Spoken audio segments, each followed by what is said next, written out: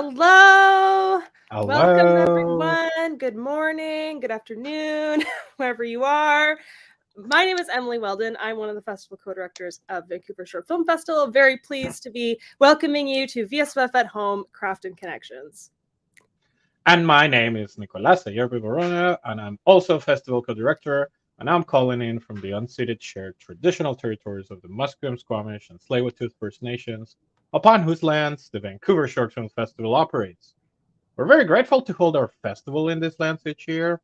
I recognize and honor these unceded lands on which I'm privileged to live, work, and create. To learn more about whose ancestral lands on which you live, work, and maybe tuning in from as well, we invite you to learn more at native-land.ca. Thanks, Nick. And thank you, everyone, for sharing your time with us today as we talk all things festival strategy. Really excited to get into this conversation. This event series is meant to stir conversation between Canadian filmmakers. VSFF at Home was born as a series of ongoing informational and community building events for audiences to learn more about the craft and the industry of filmmaking. We're really proud to host these unique opportunities year after year, all available online and free to the public. And we have so many people to thank who make this possible. Exactly. So first of all, we'd like to thank Creative BC for your ongoing support of the VSFF at Home event series, for your investment in BC festivals and events like ours, and your commitment to the BC film industry. Yay! Minister Lana Popham, BC's Minister of Tourism, Art, Culture, and Sport, sadly couldn't be here today, though she'd like to extend her greetings and send her best wishes for this event. We'd also like to extend special thank yous to VSFF sponsors who make our events possible year after year. It would be Telefilm Canada, William F. White's, Global BC, 980 CKNW, Vancouver Sun, Keslow Camera, Gearbase Camera Rentals, Circus HR, Carolina Turek Photography, Corgi Creative, and My Tribe Media. A full list of sponsors and partners is available on our website at vsff.com.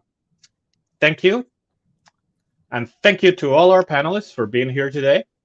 Can't wait to hear from you and all the insight and amazing wisdom that we're going to be listening in today. Thank you to our amazing VSFF team of volunteer staff who work around the clock across the year, months, and days to bring events like this to life. This festival would honestly not be possible without any of them. This is, look, what do you call it? Everyone's doing it for love and for passion, and so love you guys Labor for of doing love. all the work. Labor of love, that's all I was looking for. That's what I was looking for. Yeah. But yes, I appreciate everyone's labor of love. Totally. Go ahead, Evelyn. Yeah, so just a reminder that we had 2 other panels in the series yesterday, and if you're curious about those, we explored the director-producer relationship. We also talked about the craft of editing, so great conversations, and those recordings are now on the VSFF YouTube channel, so you can check them out at your convenience. And finally, our last event in the series, our Keep It Short speed meetings, where we turn the microphone over to you, and our community has the opportunity to connect and chat and meet someone new. That's happening at 1:30 p.m. Pacific today, so you can check out the info about all of these events and register, all that good stuff, vsff.com/VSFF at home for all of the details. There's another cool event coming up this year, which is the 2023 Vancouver Short Film Festival. So our festival is happening from June 2nd to 4th in person at the VIF Center and until June 11th online, and that will be available across Canada. So we're really excited for everything that's to come from VSFF this year. Do you have a film that you want to showcase? Something you want to put on screen? Maybe? I think you do. Perhaps you do. VSFF is accepting submissions now on Film Freeway. So you can go to vsff.com or filmfreeway.com/VSFF. That's where you submit your film. It's open till February 10th. Get them in. We want to see them all. We're really excited to see your work. And we do have a special discount code as well, which we're going to throw in the YouTube comments for those watching live. You can get $5 off your submission with the code @HomeVSFF. And now until February 10th. You got 2 weeks. We want to see your films. Let's do it. Yeah. Awesome. Thank you so much, Emily. I'm just going to drink from my VSFF mug here again. Oh, look at you. VSFF.com. And now introducing Avi Glancer, who will be our panelist for today. So on with the show. Thank you, and hello. I'm Avi Glanzer. I'm the co-director of programming here at VSFF, and I'm excited to welcome you to the VSFF at Home Crafts and Connections panel series. We're about to begin today's panel titled Planning Your Festival Strategy. So I'd like to welcome our panelists. With us today, we have Tesh Guttikonda, director of Moms versus Machines. Singular, Mom versus Machines. Kent Donguines, director and producer of Paco, and Jason Karman, director of Golden Delicious. Hello, thank you guys for joining us. Thank you for having us.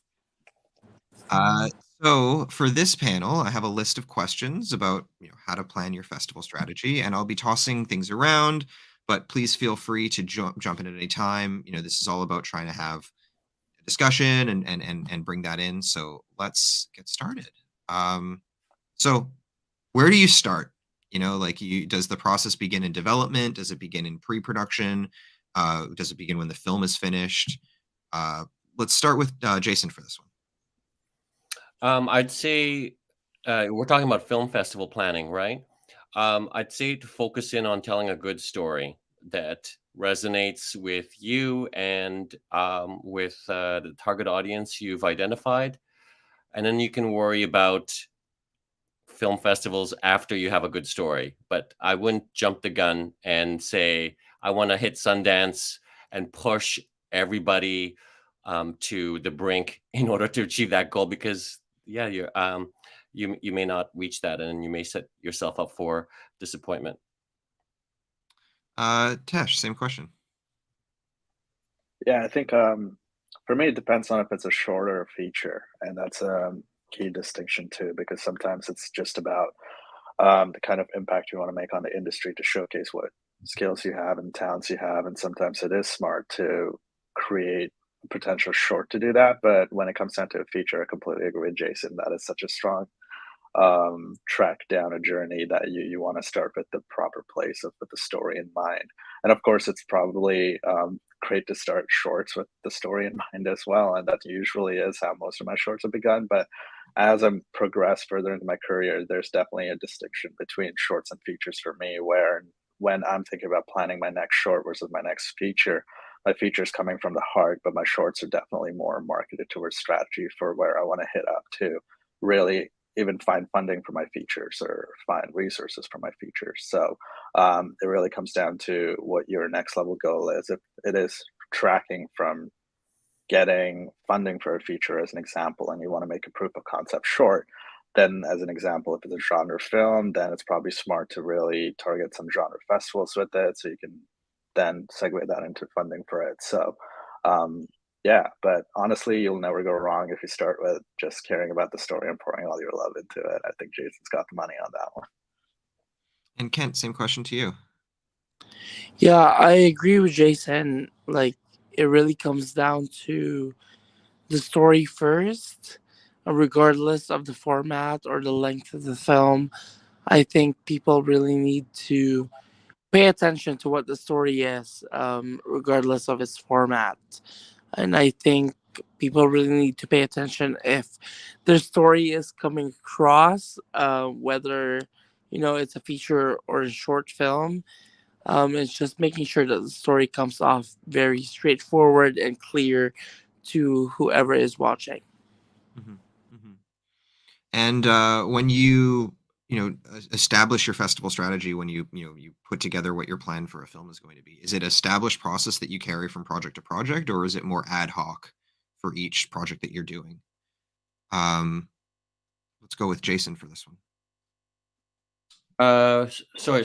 Can you just repeat the question? I was just I thought about something, and my mind was distracted. Sorry. When you're starting your strategy, right? When you're enacting a strategy for a festival plan for a film, is there an established process that you have that you carry over from project to project, like the same one you use for across all shorts, or the same one you use for features, or is it more ad hoc for the project, or even ad hoc for the time? So that's a good question. It's I use my knowledge from past projects and apply it. It's not ad hoc at all. So just for context, for those of you who may not be familiar with what I've done 17 shorts, and started with, I think, State of Yo. Actually, I started much earlier than that, but the one that kind of got me was State of Yo, which is a documentary on the world's first yo-yo champion, and it was programmed at the Vancouver Short Film Festival when it was known as more of as a student film festival, I believe. And so I've kind of from that point on, which is around 2007, 2009, I've kind of started to understand the landscape and use my knowledge in order to build on future projects. So there is an understanding of the different tiers of festivals out there, and when the film is done, then I basically insert it into that timeline of what I know, and see what happens. Kent, same question to you. Do you have an established process that you carry over, or do you have more of an ad hoc project by project? Yeah, for me, it's really dependent on what the film is about. It's always going to be story first. I really look into what the market's looking for in terms of story, and also in terms of the format. And yeah, it's never the same strategy. It's like you really have to break down what the market's looking for and when the right time for a certain project is, when it comes to film festival strategy. And Tesh, same question to you. Yeah, I would agree with Kent and Jason. It just varies from film to film. I don't think there's a one size fits all, especially for strategy. There's definitely things that you can overlap on a fundamental level, but the market and the right place for your story dictates everything. So we're talking a lot here about the market looking for certain stories, and that's how you're targeting festivals. But what really makes the decision for you as to which festivals to apply to? Like what is the kind of criteria that makes you cross that threshold? Let's start with Kent for this one. Yeah, for me, well, I start off the CSA qualifying film festivals to those who are Canadian filmmakers. But for international filmmakers, I do come off the Academy qualifying film festivals first as a priority. But moving forward is like, after you prioritize those projects, it's really about what's the closest film festival you can attend to. And I think, for me at least, it's one of the most important things. If you can secure that programming to be a part of that festival, you can also make sure that your presence physically is, also recognized by that festival. So it's really about making sure what film festival fits your programming, but at the same time, making sure what film festival you're going to be able to attend to and be physically present. Tesh, same question to you. Yeah, for me, when I was talking about the market, it's really about genre. Just having an idea as to I do a lot of genre films, so it's kind of easier to just be like, oh, this is going to be a genre type thing. I also love doing dramatic films, so that has like a different strategy. So that's a big crossroads for me. Usually, when it begins with the strategy, that's what I meant on like a broader context. Is because I think there's just like a different pathways to success for each of them, where one pathway might be more about recognition and awards and everything. With genre especially, it's really crowd pleasers and the ones that really just can get as much traction and as many into it. There's this community that I found, especially with my last film, Mom vs. Machine, where I did multiple festivals and I started running into the same people, and that was also really great because once we're traveling with horror films, it's really fun to, oh my god, you're here, what are you doing in Utah? I just met you in Brooklyn. It's that kind of stuff is really beautiful, and it really brings some like-minded people together. And that's the big fork in the road for me. And Jason, same question to you. Well, there's I'm going to get into the specifics. Please. There's an organization called FIAF. It's a French acronym, but in English, it stands for International Federation of Film Producers Association.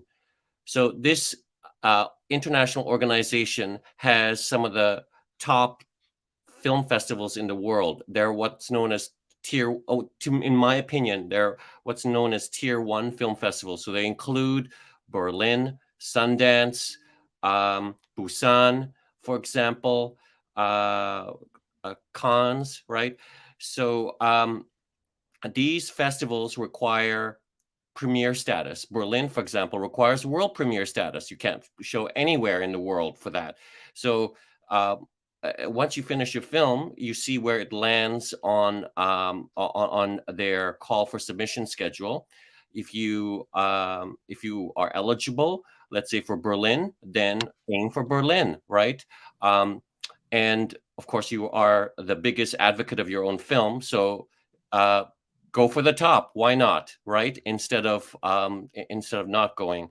So aim for the top.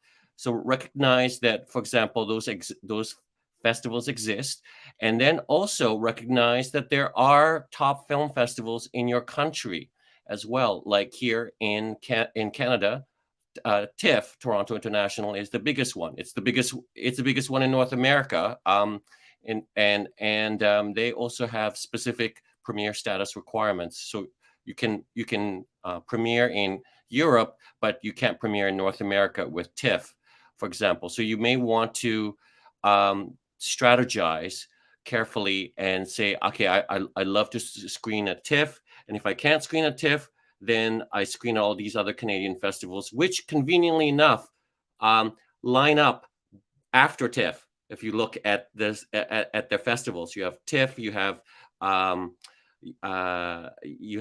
Vancouver International, Calgary International, so they all happen after TIFF conveniently because they recognize that TIFF is the big one here in the country, right?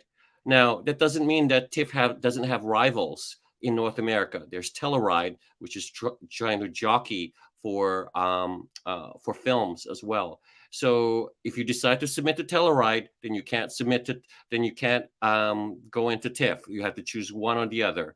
And we can go into details onto why one decides to go one or accept to go into one festival versus the other. But anyway, that's kind of like a general broad strokes of how I look at film festivals, tier 1, tier 2, tier 3. So sorry. I hope that is excellent. The next question I'm going to ask is kind of a two-parted question. Where do you get the money for fees to apply for the festivals, and also how do you budget to go to festivals or to in general for the expenditure for the festival itself? Let's start with Tesh for this. That's an excellent question. I mean, there's definitely a lot of grants and government bodies that you can reach out to and apply for that. For me, definitely for my first few films, it was a lot of trial and error and learning, and I think that's the biggest thing is you kind of learn with each film that you kind of go through the festival process on the efficiencies and everything like that. I definitely saved up some personally for my film, and we put that in together and we applied through it. But over the course of going through festival processes and talking to a lot of people, learned about like the efficiencies. So I'm pretty excited to implement some of that next time around and actually reach out for funding and sources. And in terms of budgeting for going into travel places, I think it's always worthwhile to reach out to the festivals themselves and see if they're willing to have any kind of stipends or anything like that. Some do, and that was really great.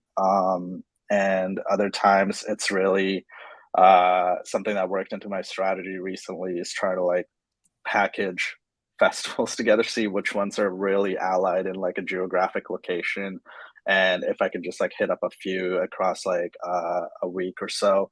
That's been really great as part of the strategy too. Like Kent mentioned, it's so valuable to attend these festivals, and there's just no substitute for it. So I think like a great thing is always go to your local festivals, but if you can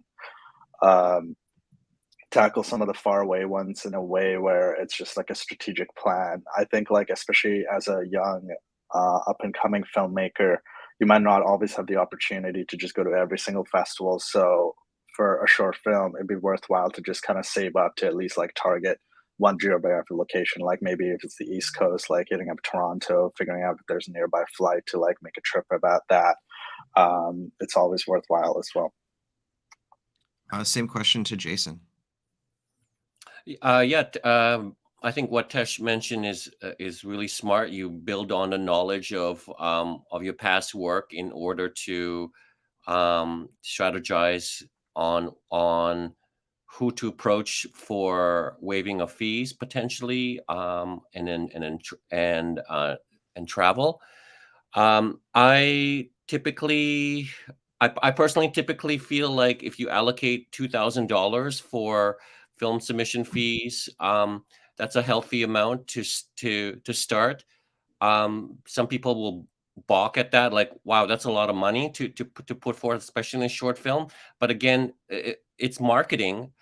You should allocate that as part of your budget. If you don't, then how are other people going to see your work?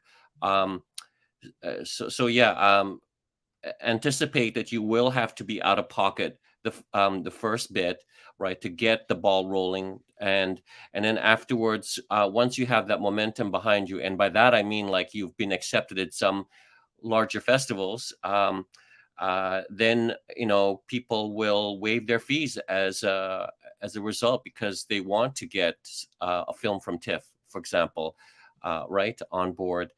But yeah, you do have to kind of invest in that, and then in order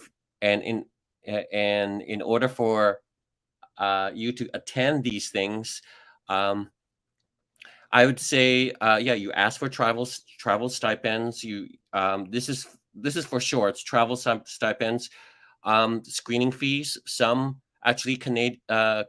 Canadian film festivals are part of the International Arts Alliance, which advocates screening fees for artists. That organization doesn't exist down in the US. So here in Canada, some festivals will pay screening fees. It's not a lot, but you can use that towards travel, for example. And you can be creative with going to the premiere of your own film. Like if it's in Toronto, you can just jump on Flair Airlines these days, or Swoop, like just, sleep on the couch.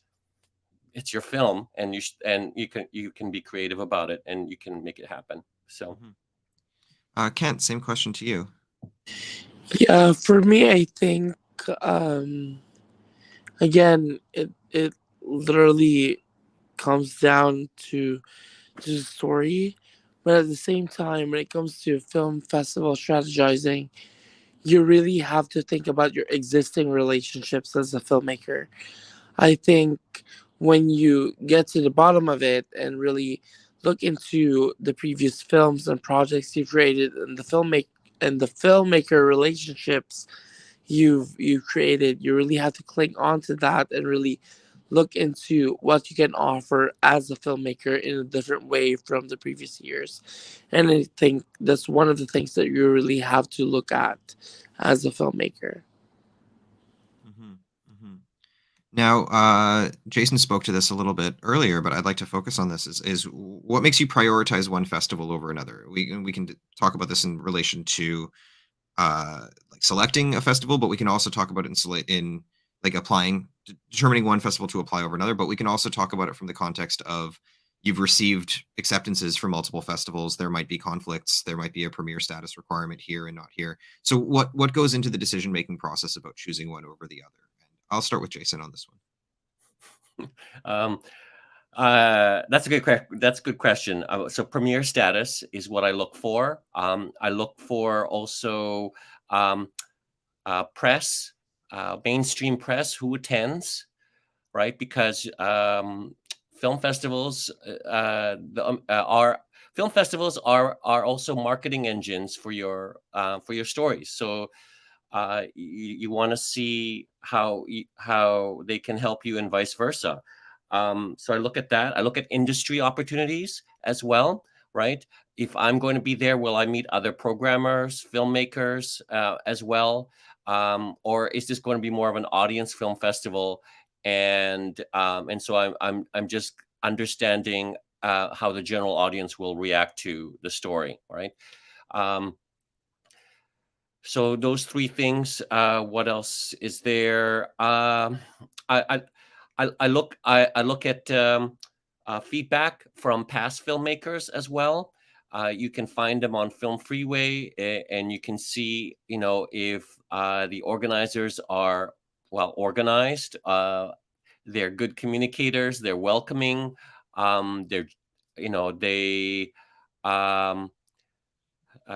they're generous, and I say generosity by mean, like, are they flexible, right?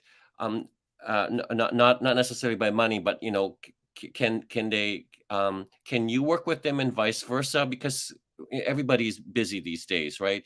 And so if you have a festival that is constantly, I guess, preaching at you to purchase an ad in their program guide, and that's all that seems to be how they respond to communication, then you have to wonder, okay, what are their priorities, right? Is it to help you as a filmmaker, or to sell ads? So I'm not going to be naming any film festivals, but that's something that came to my mind. Name and shame. Name and shame. Okay, yeah. So those are like some of the criteria I use. Excellent. Same question to Kent. Yeah, for me, it really comes down to how much people are actually going to see the film. Because sometimes film festivals do have relationship to communities who get to share certain content with. And I guess I've been in a very fortunate position where I get to screen the films I've produced and I've directed to certain audiences, but at the same time extend that screening to people who actually needs to see the film. And when it comes to decision making on what film festivals need to prioritize, it really comes down to who's willing to watch it and what film festivals is willing to program the film. Because at the end of the day, it's like it's great to have screenings, but how much impact are we actually making to the community we're serving for? And like for the past, like I've been telling everyone here in the Philippines, to those who are not aware, I'm in the Philippines at 2:31 a.m. in the morning. It's been really crazy and insane to be sharing to people that there are certain content that a certain community actually are more interested to watch because they can easily relate to it. So in terms of film festival prioritization, it's really up to you as a filmmaker whether you're prioritizing your screening for the purpose of awards versus prioritizing a screening because the a particular community is much more interested to watch the film that they actually care about. And Tesh, same question to you.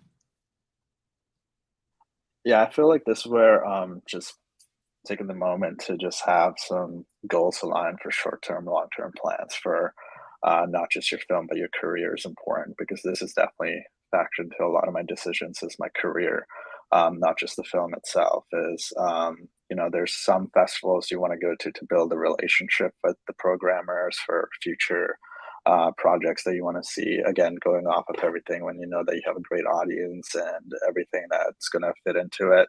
And then there's other times where if I know that I'm made my presence felt in Vancouver, I want to maybe dedicate a little bit more time to spend times in other parts of the world where I would love for my films to shine. So a big strategy with Mom vs. Machine, as an example, was really putting it out into US, because I know which genre of films and audiences there.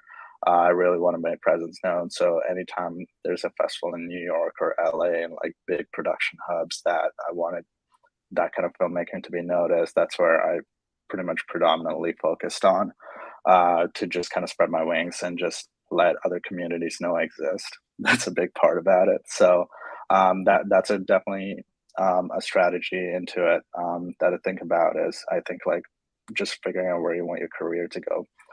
Even within Canada itself, there's some great festivals here that's just worth having a long-term relationship, but that will always have your back. And I think those things can also lead to exceptions with premier statuses and stuff like that too, which is ultimately something that you want to like develop as well, right? Yeah. Excellent. So we've talked about local festivals versus like festivals in other venues and around the world, but can we speak a little bit more towards like the local strategy versus the international strategy? I mean, we've mentioned production hubs, we've mentioned some of the larger hubs for film festivals themselves, as is Berlin and other places in Europe. But can we speak to local versus international and how that impacts your decision making? Let's start with Kent. Yeah, for me, I think filmmakers need to start local. I think you really need to understand what, if the people you're closer with actually connects with the film that you created. And I think you'll be able to get that certain level of understanding if you do that locally.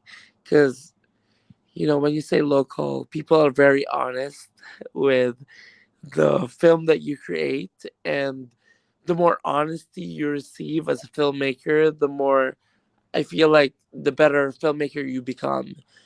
That's why when you create the film festival strategy, I think it's really crucial for you to see how important the local reactions to the film that you create, because that's it's one of the main audiences who gets to see the film that you create. And once that you get the heart and the attention of local audiences, that's when you can maximize the potential of international audiences if you're thinking of expanding and showcasing to international audiences. Jason, same question. I agree. Having a hometown screening is important, and you'll probably get a big turnout. Because of the hometown vibe. But in terms of people being honest with you in a hometown crowd, they know you, and there's a pre-existing relationship, and I don't know if they're necessarily honest in a hometown crowd. No offense to everybody out there, but shout out the Vancouver Short Film Festival, local festival. We have to remain professional, and you see my the gears running in my head right now, right? So how many bridges can you burn in this statement? So I've been at this for a long time. I just got my first feature back in 2020, right? And I can't help but feel like some social movements contributed to that. But beforehand, as a queer Asian filmmaker, I could not break the ceiling. And I talked to many people around my hometown, and they just told me, I don't know, they just didn't. They're experiencing the same thing, but there's this barrier that I just can't seem to get across. And when you screen outside of your hometown, outside of your region, right, you get a bit more transparency with your work, if it sucks or if it doesn't, how you can improve on it, how it fits on the world stage, and I find that kind of transparency to be more constructive, right, than just telling me this looks great, it's nice. Okay, I don't know how much more I don't know how I can work with nice, but that's what I find with crowds away from this region. And the downside is that you don't have a lot of people showing up at your screenings. You really have to hustle, and that's where you get to test your belief in your own project, because you're there to champion your own work. No one's going to go and watch your work at 5 o'clock in the afternoon. So the people that are there are people who are passionate about your film, and they're going to be honest with you. This is outside your region, right? So that's my takeaway. Mm-hmm. And Tesh, same question to you. I think it definitely aligns with a lot of what's being said regarding who the story is for and who the audience is for being a very big factor. But I think like both international and local films or screening both play important roles in a festival strategy. I've seen both have different kind of success metrics and things work out and differently. It's really interesting to see the kind of reception you get on an international circuit versus in a local circuit as well, because I think people just like get different things about your film. What I always find with international sometimes is if especially when you take like content or a story that's from very personal to your heart over there, it's suddenly becomes exotic or transformative. It's like, oh, this is really interesting. I haven't seen anything like this.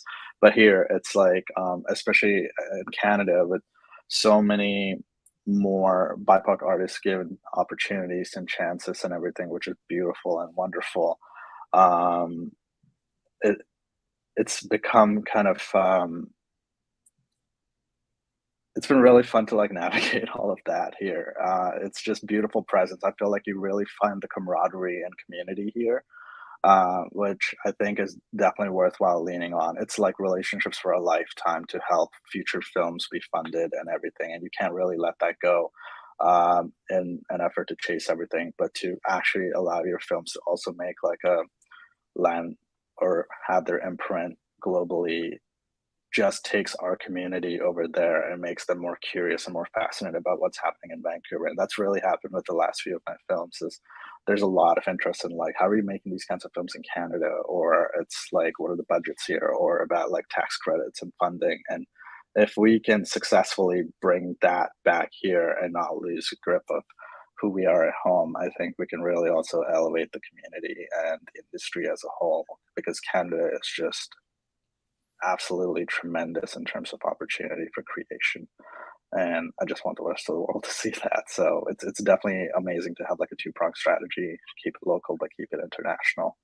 Both have their dividends for sure. Mm-hmm. Now we've just oh yes, Jason. I just wanted to add that I just want to acknowledge there are 3 BIPOC filmmakers in this room, and 10 years ago there wasn't as many. Just want to point that out. Right. So this is really cool, and we're not ghettoized into a genre of films. That's another thing that's really cool.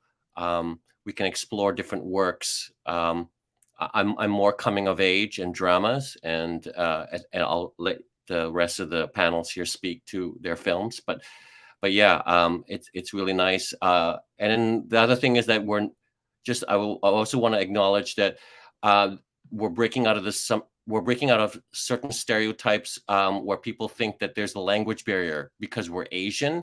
We don't understand nuance. Because we don't understand the English language. Well, we do. So I just want to say that. I've had a chance to see work from all of you and quite a bit of it. And I frankly think that the breadth of work across the breadth of genres and content and stories that you guys tell is quite large. And it's not, I think that for this panel, especially, I would not refer to there being a pigeonhole of any sort. There's not a single genre which all of you guys function inside of. Nor do I think you guys cross over each other that much either, which is fascinating. Like the how far we've come with that kind of level of representation is wonderful to see. And I will add, not that it needs to be said, but completely not a purposeful choice on our part. I chose 3 of the filmmakers I wanted for the panel that I knew had really good experience with festivals and long term, and the fact that you guys happen to feel like the representation is there means that I think we're moving in the right direction. And I just have to say, it's never about pigeonholing. Like, I know with Tesh and Jason, like, it's always story first for us. And like even myself as a Filipino Canadian filmmaker, I started getting pigeonholed for someone who's telling sad Filipino stories. And, for Avi and Jason and Tesh, I'm actually a very funny person. And, like You don't have to say actually, you are a very funny person. I'm a very funny person. And, like for everyone, it's never really about what you're like as a person. At the end of the day, it's always about what story is important to you and why that story is important to you. So whatever you do as a filmmaker, it's really important to keep yourself grounded and just stick to what you know as a filmmaker and how much impact that story is making to you as a filmmaker. If you'd have asked me what Kent's genre was 5 years ago, I would have said dance movies. I know, I get that. And I think that's not what the genre you even see yourself in. So I think that's Not an interesting. anymore. What I'd like to talk is you guys have touched on it a little bit, but I kind of like to shine a little focus on it, which is the value of a film festival. In terms of attendance, in terms of its relation to your film and your strategy. And I'd like to even kind of frame this from a perspective of like the difference between the value in shorts festivals versus feature festivals, and how it affects your career, your contact building, and all that kind of stuff. Let's start with Tesh for this one. Could you actually repeat that? I just had like a weird internet lag. I just want to talk about the value of film festivals because it's something that we've discussed here, but I just want to shine a light onto it, and especially kind of focusing on like the difference in value for a shorts festival versus a feature festival. Yeah, I mean, I think for the rest of my life, I will always love film festivals, no matter what kind of theatrical releases or whatever happens with the things, because I feel like there's just the audience that you get just has a different kind of enthusiasm and appreciation to just an audience that shows up for a regular screening. And it's just a different kind of energy overall. Like I always see nuances and references and things that you really pack in and layer into the films appreciated a lot more. And that's not necessarily to say that's what you want out of your film, but it's kind of nice that you have like a pocket of an experience when you tour with the film where people truly get everything you're pouring into it, and to just also get people who are respectful more so of the film experience. You get a lot less people on their phones at a festival, and now I'm just kind of like, it's fine, it's what it is, but like, at least there's like one place that's like reverent more so about it. And shorts and features are also fundamentally, I think, like so different. Like Jason said, for features, you really, especially when you're touring outside your region, you really have to get people there. You have to brand it and market it and get people to show up for it. Whereas shorts, because they screen among like a block, you tend to get at least like packed in audiences. And even if you're not pulling the weight, some other shorts bring that in, and then they're able to like at least experience your film. I've definitely had festivals where I was not the hometown person going into the festival, but they were able to bring a hometown crowd in for a different short, but they got to watch my short and experience it, and that you build like a bigger audience that way.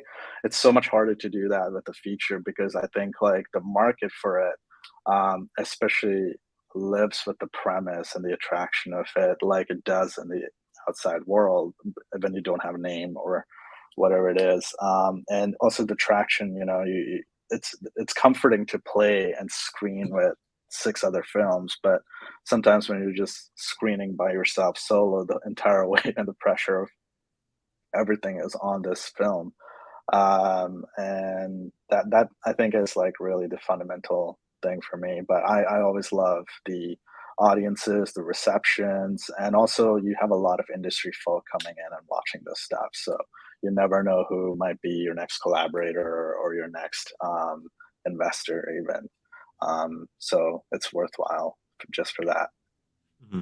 I mean, I just want to kind of signal boost something that you said there, which is the idea of like finding collaborators for future projects at festivals. I think my with a few of the films that I've done, I basically was chain smoking collaborators off of people I'd met off of the festival my film had played in prior, and like that is such a valuable. I don't even think I can undersell that. Like that's such a valuable like element for festivals to me. Let's go to Jason next for this question. I like the word chain smoking. That's very colorful. I agree with all the things that Tesh said. With shorts, you get the privilege of being kind of clumped together with a larger program, and you get to kind of experience all these different voices. You get to witness the different approaches to the same subject matter, or understand regionalism. Because let's say you are programmed with all the Pacific Northwest films, and then you get to understand how you fit into that, right? Or whether or not you are pushing any boundaries within that sphere versus films in Eastern Europe, right? So from a professional development standpoint, shorts are really helpful to understand where you fit in the world and where your voice is. On film festivals, unfortunately, many short filmmakers are treated as an afterthought.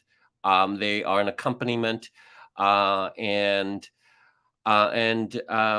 that's just because it's unfortunate, but that's just because many people are there to see the main event, which is the feature, right? This is a regular film festival where features are the main event. Mm-hmm. So as a shorts filmmaker, you have to really hustle in order to get people to take you seriously. Now, that's different if you are going to a short film festival like the Vancouver Short Film Festival, where you're treated like a rock star, which is great, right? So Vancouver Short Film Festival is great, and I don't work for the festival, so I could say this. So, but there's also Clermont-Ferrand out in France, which is the largest film festival in the world, and they have, this is their program book from 2018. It's 300 pages of shorts from all around the world, and yeah, you're treated like a rock star there. And Telefilm Canada supports you to go there. There's actually an Indonesian Canadian female filmmaker going there, Andrea. I don't know if you know her. Going there with one of her films. So. Shout out to Andrea, who used to work for our festival. Yeah. So yeah, if you can identify these short film festivals and go to it and get selected, go to it. This is another one from Sao Paulo here that I would recommend you to go to. I haven't gone to this one, but this is another important one. So yeah. So those are kind of the differences between shorts and short film festivals and regular festivals. Mm-hmm. And Kent, same question to you. Yeah, for me, honestly, it's really about whatever the festival is looking for. Like it's been a very interesting year, like I guess past few years, that we've seen that film festivals have been programming films literally not the same based on format and as well as filmmakers. And one of the things that I really found really interesting is that there's this certain hype of trauma-based stories being programmed into film festivals. And I just hope that that's changed. That's just me speaking personally. I think that there's a very strong potential as to what we can offer as a Canadian film industry. I think, with Andrea's success, for example, with Clermont-Ferrand, but that's not through the Canadian film industry. That's through the Indonesian film industry making its own move to put their Indonesian filmmakers into the center when it comes to representation in the international stage when it comes to filmmaking. And like I think there's this certain um level of push and encouragement that needs to be done within the Canadian film industry, regardless of your cultural identity. I think there's just needs to be a certain level of confidence to the filmmakers that the Canadian film industry itself is supporting. Mhm. Because yes, Andrea is there representing Canada and the Indonesian contingent in Clermont-Ferrand, but at the end of the day, it's not really a Canadian initiative, if that makes any sense. Because I myself, as a Filipino, and I know for the past few years, the Philippines has made its mark for emerging Filipino filmmakers, but it's not necessarily administrated by the Canadian film industry. That's why I think, as an emerging filmmaker myself, as a director, I think Canada itself still has a lot more to work to do in terms of supporting the filmmakers that are coming out of the country to have stronger relationships and also stronger presence within the international scene when it comes to having filmmakers represent the country itself. Yes, Jason. I second what Ken mentioned. I think it comes down to confidence. I think like a lot of underrepresented filmmakers don't have that confidence, and I've had a couple of underrepresented BIPOC filmmakers come up to me and say, "Jason, should I attend this film festival?" I said, "Go for it, do it." I mean, I could vouch that they're good. Invest in yourself. Go to the film festival, and this is just on the West Coast, right? So go on Amtrak, or it's not that. I don't think it's going to be that much of that expensive, but yeah, I just feel like I think if you're a BIPOC filmmaker, sometimes you're still kind of questioning. Do I matter? Do I matter in this world? Yes, you do. Now's your time. Go for it, right? And if you're looking for the Canadian government to validate you, I'm sorry, don't do that.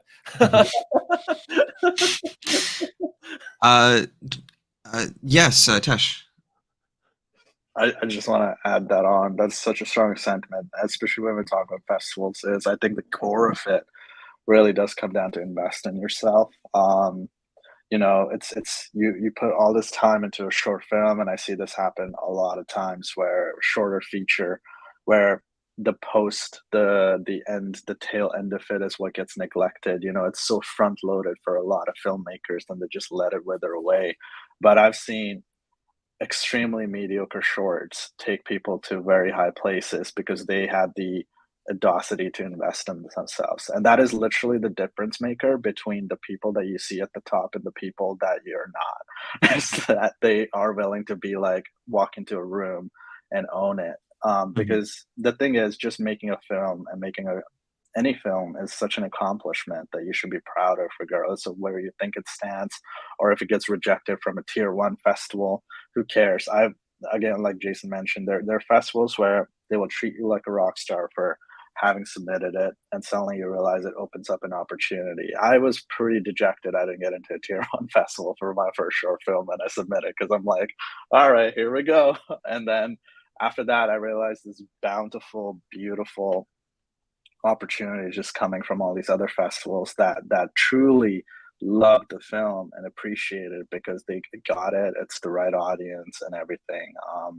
And you just never know, and you just never know where those opportunities go. So yeah, I think if there's one takeaway from this, it's invest in yourself, especially when you make a film. Don't just let it wither away and just go into obscurity. It's because no one else is going to fight for it except for you.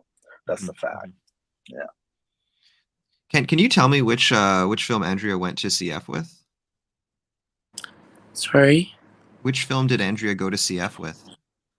I think she's going with her new film, Sawa Matang, as part of the Indonesian contingent. Oh, wonderful.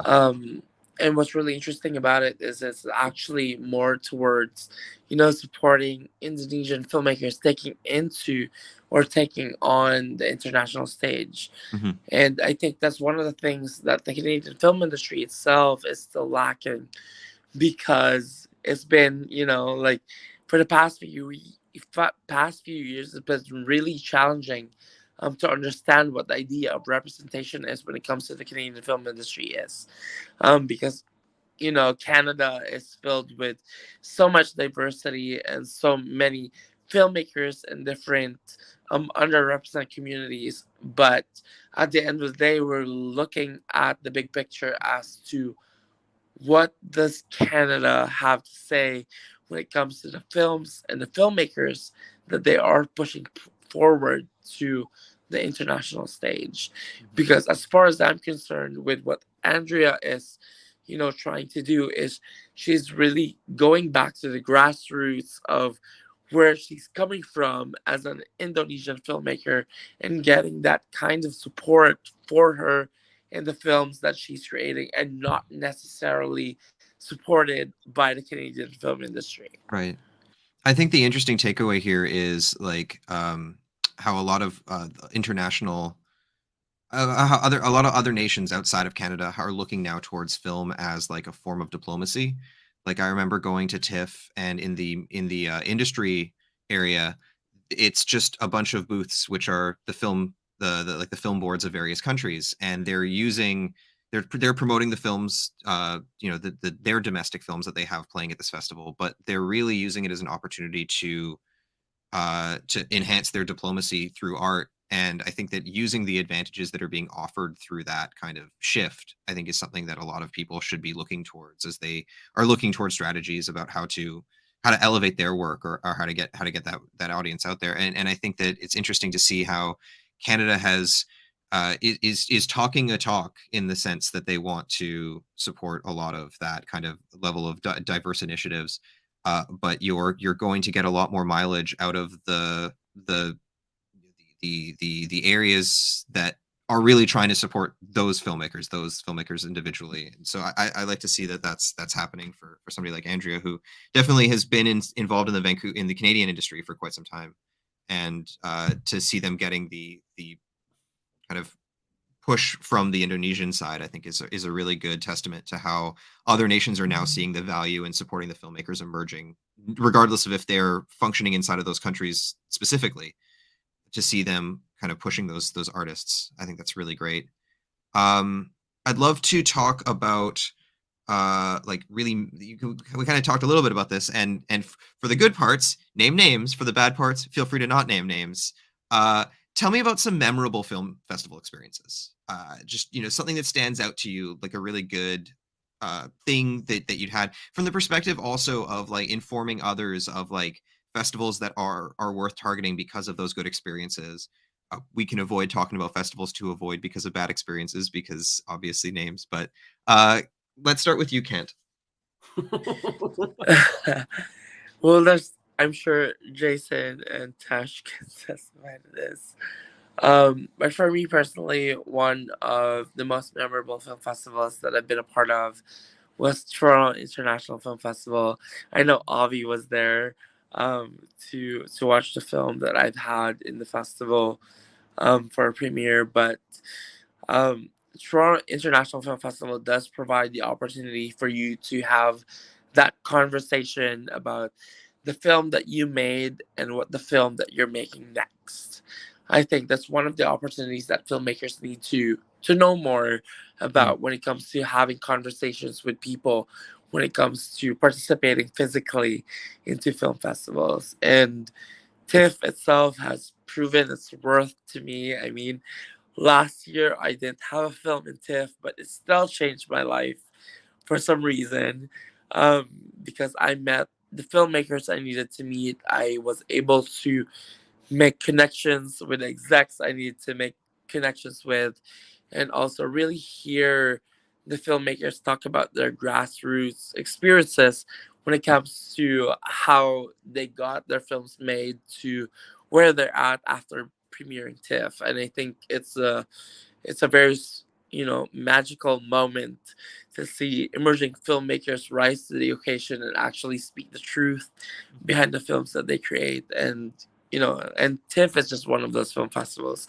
and we're very lucky as Canadian filmmakers to be in a country where film festivals are very supported by the government and really maximize that potential that we have as Canadian filmmakers to speak our truth as filmmakers, but also at the same time making that certain level of impact to the communities that we're serving for as filmmakers.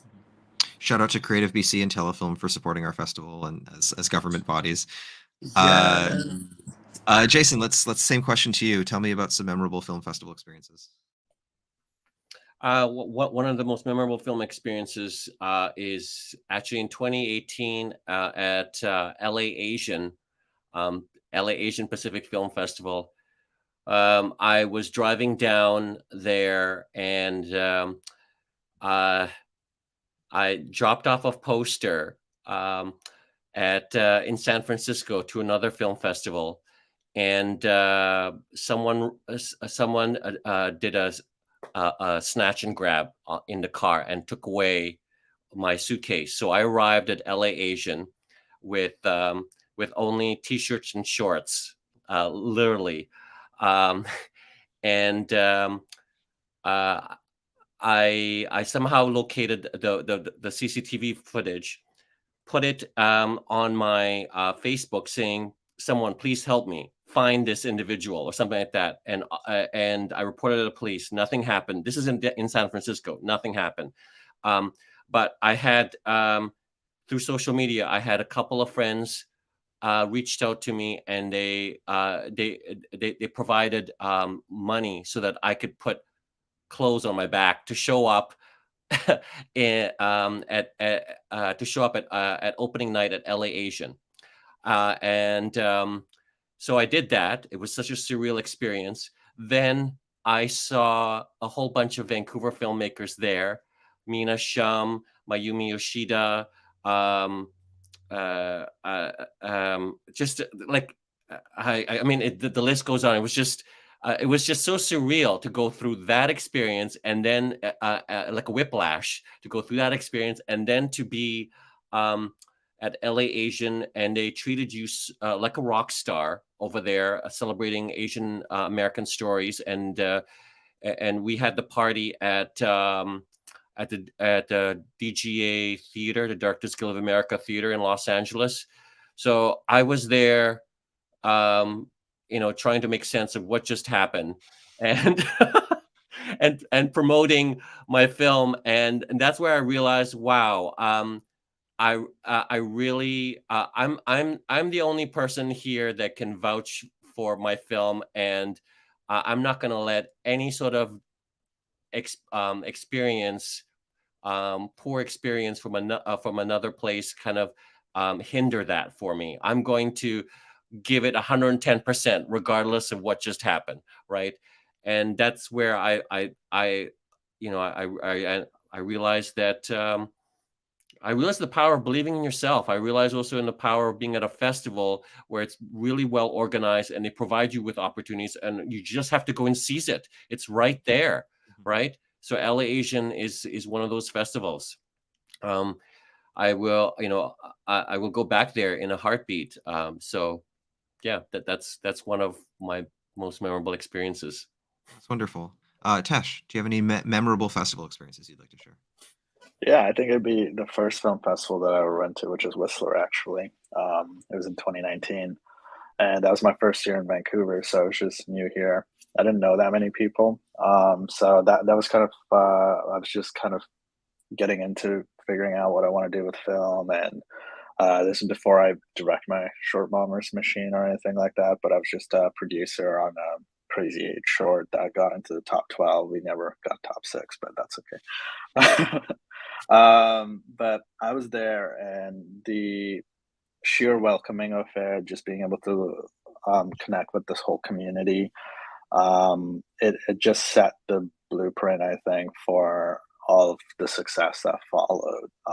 And it really really was that moment, because before that it was really hard trying to break into a city that you're not too familiar with. But at a festival like Whistler, where you're just trapped in a village for like an entire week with your entire filmmaking community, you just end up having lunches, you just end up meeting dinners, there's house parties going to late at night, and you're just inevitably able to connect with people on a deeper level than just coffee or whatever it is. And that really opened my mind up to even just the beauty of like just festivals beyond that, and why it's so valuable to take the time to visit and just really deep dive into it. And I think I even, and TIFF, like Ken mentioned, is one of those festivals too, where when the event is happening, it's just like a space where there's just, you run into people and there's just constant activity. And I love festivals like that too, that just have that transformative kind of landscape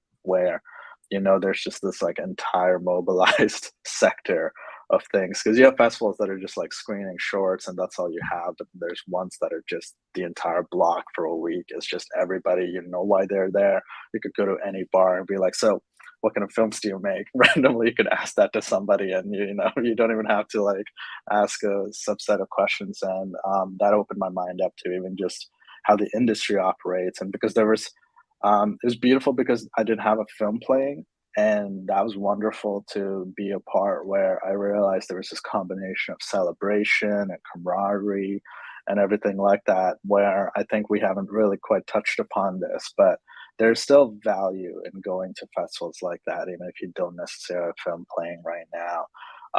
Because again, going back into the baseline of collaboration and everything, you will find the people that you want to collaborate with by appreciating the films that you watch. And that was a lot of my Whistler experience, was seeing a bunch of films, seeing who was here, seeing their films, and being like, oh, I wanna link up with you. I wanna spend more time talking about this. Or, oh wow, we have like a similar wavelength. And yeah, it's gonna be hard for me to like top something like that as like a monumental stone. That was right before the pandemic too, and then everything shut down. So it's just kind of like it was a big party and then it was quiet. So it just stuck with me for a longer period than anything else would have, because then the whole of next year, nothing happened, and the year after that, even when my film got into Whistler, I was in Thailand producing, so it's like I couldn't go to it. So I regret that. And then I couldn't really attend festivals since then till last year. So it's stuck with me for a long time than anything else has. Since then, I've been to more festivals, but yeah, it's a very special one for me for sure. I think if I may, yeah, by all means. I do want to say that film festivals in Canada need to program more BC based films. But that's about it. I think BC as a province do offer a certain level of creativity and needs more recognition than the other provinces that I don't want to name. But Ken, we're not at the center of the universe. You know that. we kind of feel like we are. I will say that I think I met Tesh that year at Whistler. I think just before that with the Crazy Eights process, because we both had films in the top that year. And I agree that Whistler is one of those festivals where like a bunch of us who are from the Vancouver community all kind of go up and get sequestered together. And I do think there's a huge value in going to a festival, especially like that one, where it has that really big community focus. If you don't have a film in the festival, especially if you don't have a film, because then you're not worried about the film playing. You get a chance to meet people and gather with them. And then I also, the year I played the festival, couldn't go because of the pandemic. So I definitely feel your pain on that one as well. And I shadow also the TIFF experience, where like going to TIFF for the first time was a big eye opener. You're like, I've been to VIF, I've been to festivals of that scale, but like TIFF is a whole other ordeal. Yes, Jason. We mentioned, or we talked about community, and I just wanted to add that some of my best experiences come from really small community festivals that open up their homes to filmmakers, that offer home cooked meals as part of the experience. So I'm gonna shout out to 2 Asian American film festivals. Disorient Asian American Film Festival in Eugene is an excellent festival. Eugene is a college town, and so the audience is engaged, and the organizers are so generous and welcoming. They welcome you into their home. And then also DC Asian Pacific in Washington was one of my best experiences, where they did that as well. And then they somehow hosted a party overlooking the White House during the Obama years. That was a really cool experience to show up, and suddenly you're overlooking the White House, and you're like, wow, this is I just made a short, and I can't believe I'm here. It's a great feeling. I also, I want to talk about a personal experience from before I started working for VSFF. Going to VSFF was a big part of my calendar year as a filmmaker, and I definitely feel like it is a good reference for that kind of community-centric experience where you're there with 40 other filmmakers plus in your cohort that are all from BC or now from Canada. And as we go into back into an in-person festival from an online or hybrid model, I hope that kind of community element is something that shines through in that, because I think the value of going and talking to filmmakers who are seeing your work or you're seeing their work, and you're building relationships, you're determining whether these are people you want to work with in the future and all that. I can't even express how much joy I felt going to a festival and for your first time, you're in this. It feels like even before that, you're in this bubble where you're just making films in your own group of people, and until you get the exposure to hearing other people talk about your work and hearing other people reflect on your work, you don't really recognize that you're doing it for other people as well. And I think that's a turning point for a lot of people. And a local festival, especially a local shorts festival, where a lot of people are in your same kind of wheelhouse, I think is a really wonderful experience in general. So my really positive experiences are like, even for all the years before I started working for VSFF, my years of going to VSFF and meeting all the people through those experiences. I want to stay on film festival, on like attendance for film festivals for a little bit here. And I want to talk about we're going to talk about a couple of things, but you arrive at a film festival, like let's say it's a multi-day festival. Let's say it's just a single day that you're there. What does a day look like for you? Like, what are you trying to accomplish in a day? Like, who are you trying to talk to? What are you trying to do to get the maximum value, to squeeze all the juice out of the orange, so to speak? Let's start with you, Jason. So when I arrive at a film festival, I try to get my program guide, my lanyard, my pass as soon as possible, right? And check in obviously to a hotel and all that. But I also arm myself with cards, stickers, and breath mints. So it's true, right? I try to arrive at least a day before my screening, and I find that it's better to meet people and talk to them before your film screens rather than after, because then that gives you a way in to follow up with them. But so long story short is, I identify what events are coming up, and during the first day, if I have the stamina, I would try to attend an evening screening or industry event and get a pulse on the crowd, and know your log line, and have a website ready, and just kind of pitch and get people interested, and also learn about who else is there as well, right? So that's kind of like my day in the life. My first day at a film festival. Mm-hmm. Tesh, let's go to you next. I love everything that Jason said, and my approach is absolutely not the same. I just completely wing it. And that might change next time, but honestly, I think it's one of those things with navigating this industry where, to a certain extent, regardless of how much I want to strategize things, I read this room for surprises and absolutely just seeing where things go. It's because I have no idea who really shows up at these things. And that's what I realized is, if all these people are showing up, they're part of the industry. I just want to leave room open for like new relationships and new collaborations and new friendships to form. So I kind of just let the events take me. I'm not kidding. I just literally wing it the entire time, because I think once I get into particular screening blocks I want to see, or like events, one dinner leads to another, and then someone has invited me to their film, and then I'm ending up in a pub, and suddenly I'm talking to like a person working at Atomic Monster, and I'm like, oh my god, that's the biggest genre company making like James Bond films. What's happening? And that's because like I'm not asking anybody what they're doing or anything. I'm just trying to connect with them on a human level. And I think that for me, I don't want to say it's strategic, but honestly, I felt led to so many genuine connections with people, that I don't really even want to change it that much. It's just a different approach to say, because I think it's that's the most important thing, is I'm just trying to form genuine connections with people and really hear out why they're here, because that's always, in my mind, led me to something in this world overall Mhm. greater than knowing exactly what to do. And I love film festivals that reason. It's just there's always a film playing.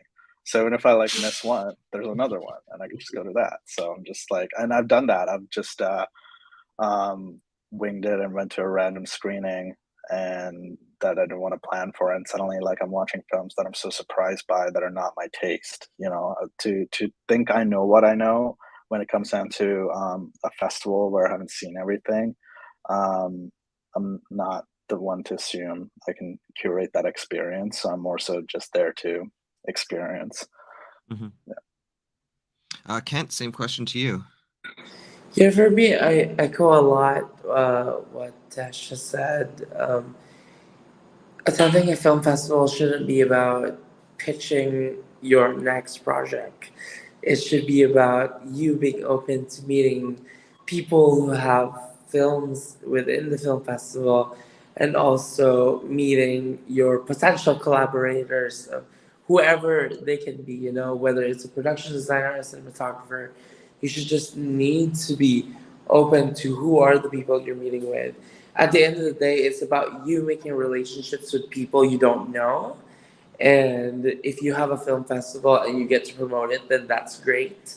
But at the end of the day, you should be open to what other people can do and how those skills will be able to help you as a filmmaker when you make that connection with somebody else.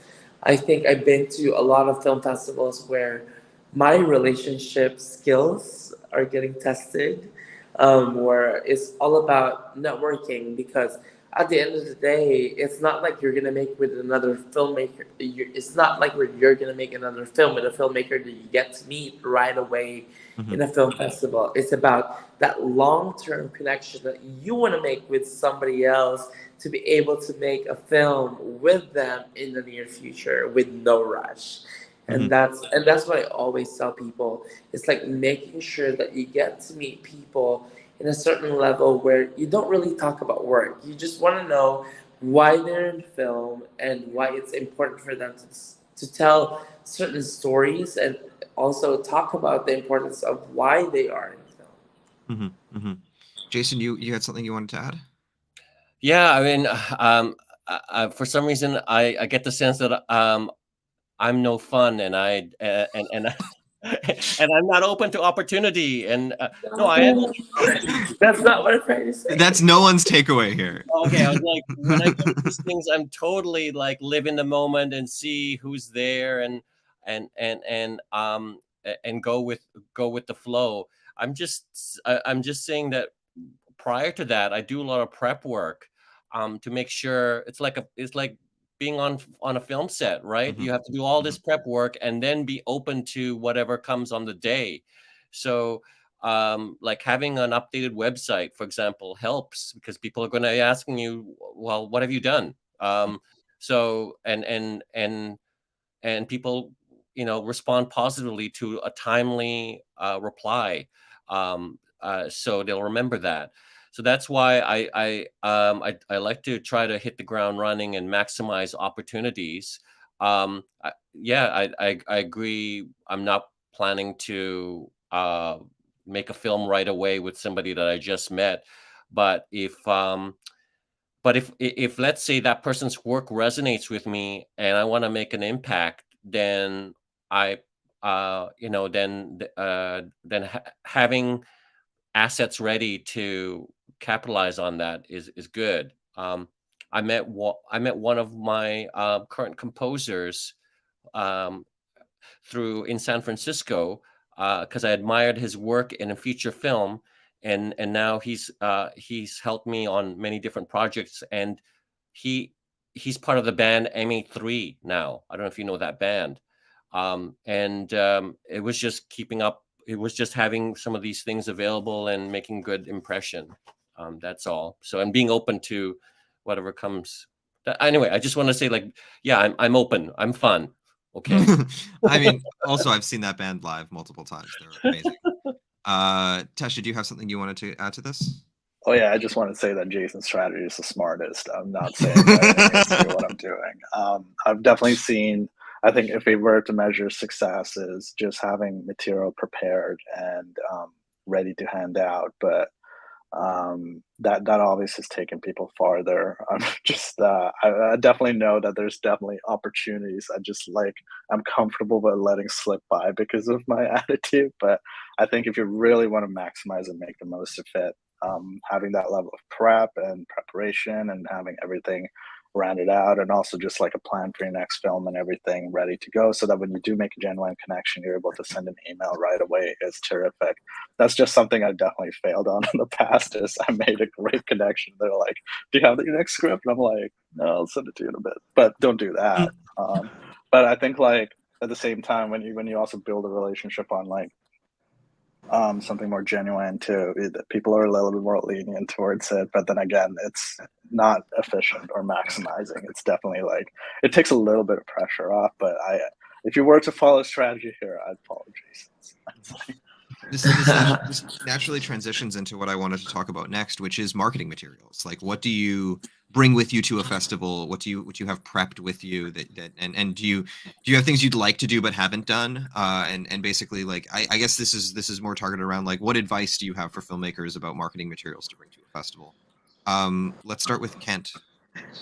Yeah, for me, I think, don't get me wrong, I do agree with Jason. Like, I think there's a certain level of preparation that needs to go into attending a film festival. I think it's really important to get to know who's coming and what they're looking for.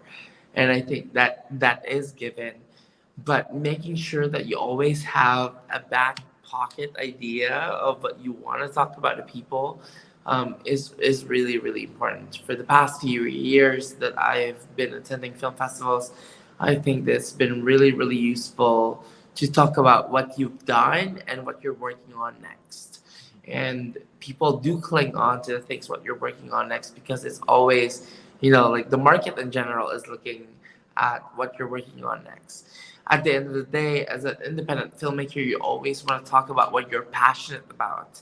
And I think that's what people need to be paying attention to as a filmmaker, that what can they bring to the table as an independent filmmaker that nobody else has to offer. And I think that interesting conversation that you get to have with someone could create that valuable impact that you'll be looking at in the near future. Tesh, what marketing materials do you bring with you at a festival? Yeah, this is where I kind of mentioned like going to festivals at the start of it. It's just a trial and error process. It's kind of seeing what works, what doesn't. A big part of what I've led with is what naturally, instinctively I feel about. But I've definitely seen I think like moving forward, I would definitely, just because a lot of what's coming up for me is things I'm developing, and now that I have a clear idea of what my future slate looks like, really having like a website put together and just having even little pamphlets or something like that is, I think, a great thing to just have on the ready to go. But I do want to be able to respond to emails promptly with like pitch decks and stuff like that. That is definitely really valuable to have as like a resource. I think the way I love doing it is I've seen people do the QR codes and stuff like that too, and just being able to access your socials and everything like that is really great, or just figuring out the best way to do it. So far, I was connected just through having people just add it onto my Instagram or on Facebook, or taking emails down, and have a pretty good structure for that. That's gone farther, but I know that you can definitely leave a bigger impression on people, and that's when I have my next film completed, it'll be a bigger part of my strategy for sure, is to just have more of a presence on the back end side of things. It's more so about follow through than the initial meeting. I have a pretty good indication that being easygoing, being open has always led to good connections, but it's just the follow through and what you want to follow up. But so I know that even when you're making genuine connections, you don't necessarily need to have like anything ready to go right now, but you better have something to send when you send that email. Mhm. Yeah. Jason, can you talk about the marketing materials you use? There's a difference between shorts and features. I think with shorts, you can get away with a website, some press cards. What else is there? Website. Yeah, those are the two basic things. A website, having a QR code, having your social media kind of cleaned up and ready to go. Those are important things to have for both shorts and a feature length. For features, you also want to get a poster ready. You want to have your poster ready to go, just in case you want to show it in front of the theater, right? And that's a great marketing tool to have, and you can request that. So yeah, those are the things that that I have.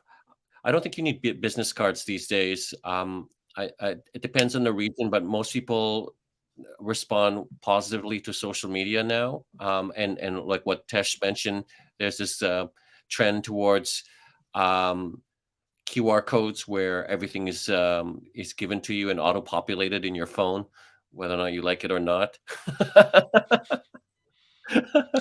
I I received a piece of advice on this that I really like, and I think nowadays I'd tack a QR code on there, which was get business cards printed with screener links, especially for short films, because a lot of people won't see your one short block, and especially at festivals where there's like lots of them, or even those larger festivals where you've got short film blocks amongst features, handing somebody a screener link, and you can then, especially if it's on Vimeo, you can see where they were in the world and when they actually watched it, if they did. That was a big boon, and I think that that's something I would suggest to people to do, just to have with them. They're super cheap. Yes, Jason. But that's more chances of leaking. And it's out there. I was going to say the danger with just passing out screener links is that you need to have a way to follow up on these people, or else, they may end up on some YouTube somewhere and beyond your control. So follow up is important, I think. For sure. This is never from the perspective of just handing them out willy nilly. It's more like when you're engaging with somebody and they ask like, how can I see what you've done? That's a great way to have that available. And I think the website cannot be undersold. The value of a really good website, and the value of a website like with your past work on it, but also with the ability to like potentially even connect with you there if they can't get a business card with your emails and your social media links. Let's talk about parties, because networking is a big part of festivals. Attending parties is a big part of festivals. Crashing parties is a big part of festivals. So let's talk about party attendance, crashing parties as well. Like, how do you get to where you want to get to, and like, what is the value of a party at a festival versus just like the normal social instances? Let's start with Jason for this one. Well, parties are networking opportunities, right? And sometimes they are also practices in excluding people. So one has to find a way in if you're not invited, in order to maximize those opportunities, and of course do it in a very political, in a polite way. For example, Whistler has many parties that one would like to attend, but one is not necessarily invited. And I think in terms of how one approaches crashing a party, it's knowing who's there, and then dispensing with any sort of feeling of being an imposter, the imposter syndrome, and just owning it, and just walking walking into the party as if you deserve to be there, as you feel, you know what I mean, right?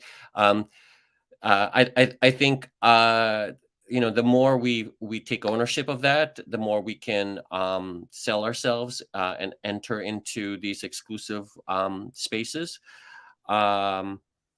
Yeah, and if somebody says you're not on the guest list, I mean, these organizations, these events are often quite big and take weeks to prepare, and again, that's just part of the fib that one can create, saying, what do you mean? I reserved through the Eventbrite 3 weeks ago. Just kind of like,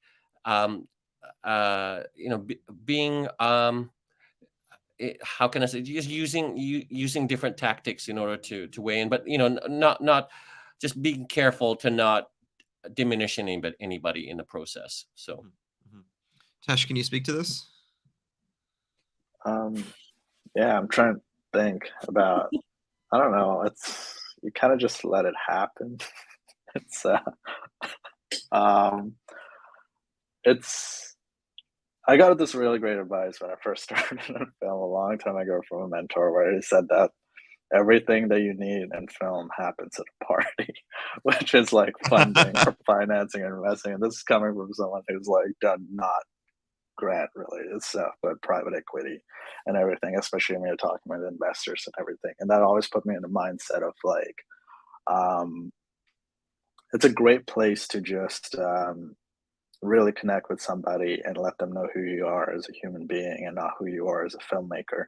Because the more I do this, the more I realize that people actually don't care if you're talented or if you're good at what you do, or if you're, I mean, some people do, but it's like for particular kind of metrics. But a lot of people also find success by just being great human beings or great to be around. And I think it's a fundamentally, I know it sounds so counterintuitive to being a good filmmaker, but it's almost like this process of letting go of all expectations and assuming it's going to lead to anything, and just going. I think if you go into a festival or any kind of event with just your own personal desire to have a good time and to be as compassionate and fun and engaging, to listen, um, and just interact with people and be yourself. It's one of those things that the more you can let go and work against trying to get there, the easier you'll find yourself in situations where you're like, suddenly you're in a room and you're like, how did this happen? But don't let that suddenly become like a moment where you switch and go like, okay, now I'm here, I'm gonna go into pitch mode. It's kind of like, just keep doing what you're doing till the entire night. Because what happens with a lot of these things is, what a fundamental nature of party is, like, there's people that obviously want to get into it, and there's people that just want to unwind and have a good time. And though you're not there, they're not there to really listen to a pitch, even though they'll hear you out and they will listen to you. They will listen to you because it's this industry full of nice people, and it's also full of people that don't want to be assholes really to your face, especially at a party. So they will tolerate it, but that doesn't mean that's a good place to do it. So yeah, it's just a process of letting go, and I think just having a thorough mindset throughout of not having expectations, to just really connect with people, because all you need to do is connect with a few people, and they will have done the work for you. They will have found parties. Like, there's no way you're not connecting with enough people that have not don't know of access into like a party of their own, right? So but a good part, I think, is like connecting with someone who's local, someone who's like very familiar with the area and stuff like that, not again as a strategic thing, but just as a curious thing too, because obviously they would know what's happening locally as well. It's a very organic thing, but I think it is a very important thing in this industry as a whole, not just with festivals, but just even if you're in a new town that you're not familiar with or anything like that. Being genuine and being yourself goes a long way, and people can really, I think, smell the desperation of trying to get into a party if that becomes the goal. So I recommend just fully letting go. I'm too spiritual about this, but that's my process anyway. Don't find the party will find you. Yeah, I mean, that's how parties work. Kent, can you speak to some parties? Crashing parties, Yeah. attending parties? Which one? I'm just kidding. I do agree with Tash. Like, especially executives, distributors, financiers, like they can sense the desperation out of a filmmaker. Honestly, just enjoy the moment and acknowledge the fact that you're gonna be with people who also wants to just unwind and have a good time with the rest of the community.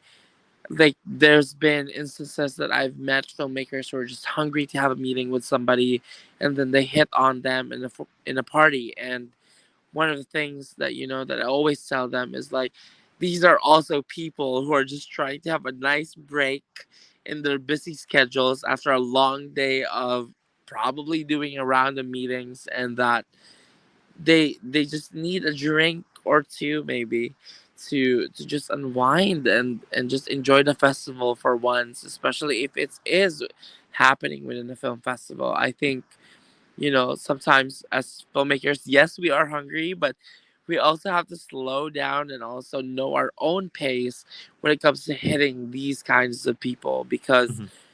the more you actually push yourself, the more it heads towards something negative, if that makes sense. Mhm, mhm. Yes, Jason. You're still on mute.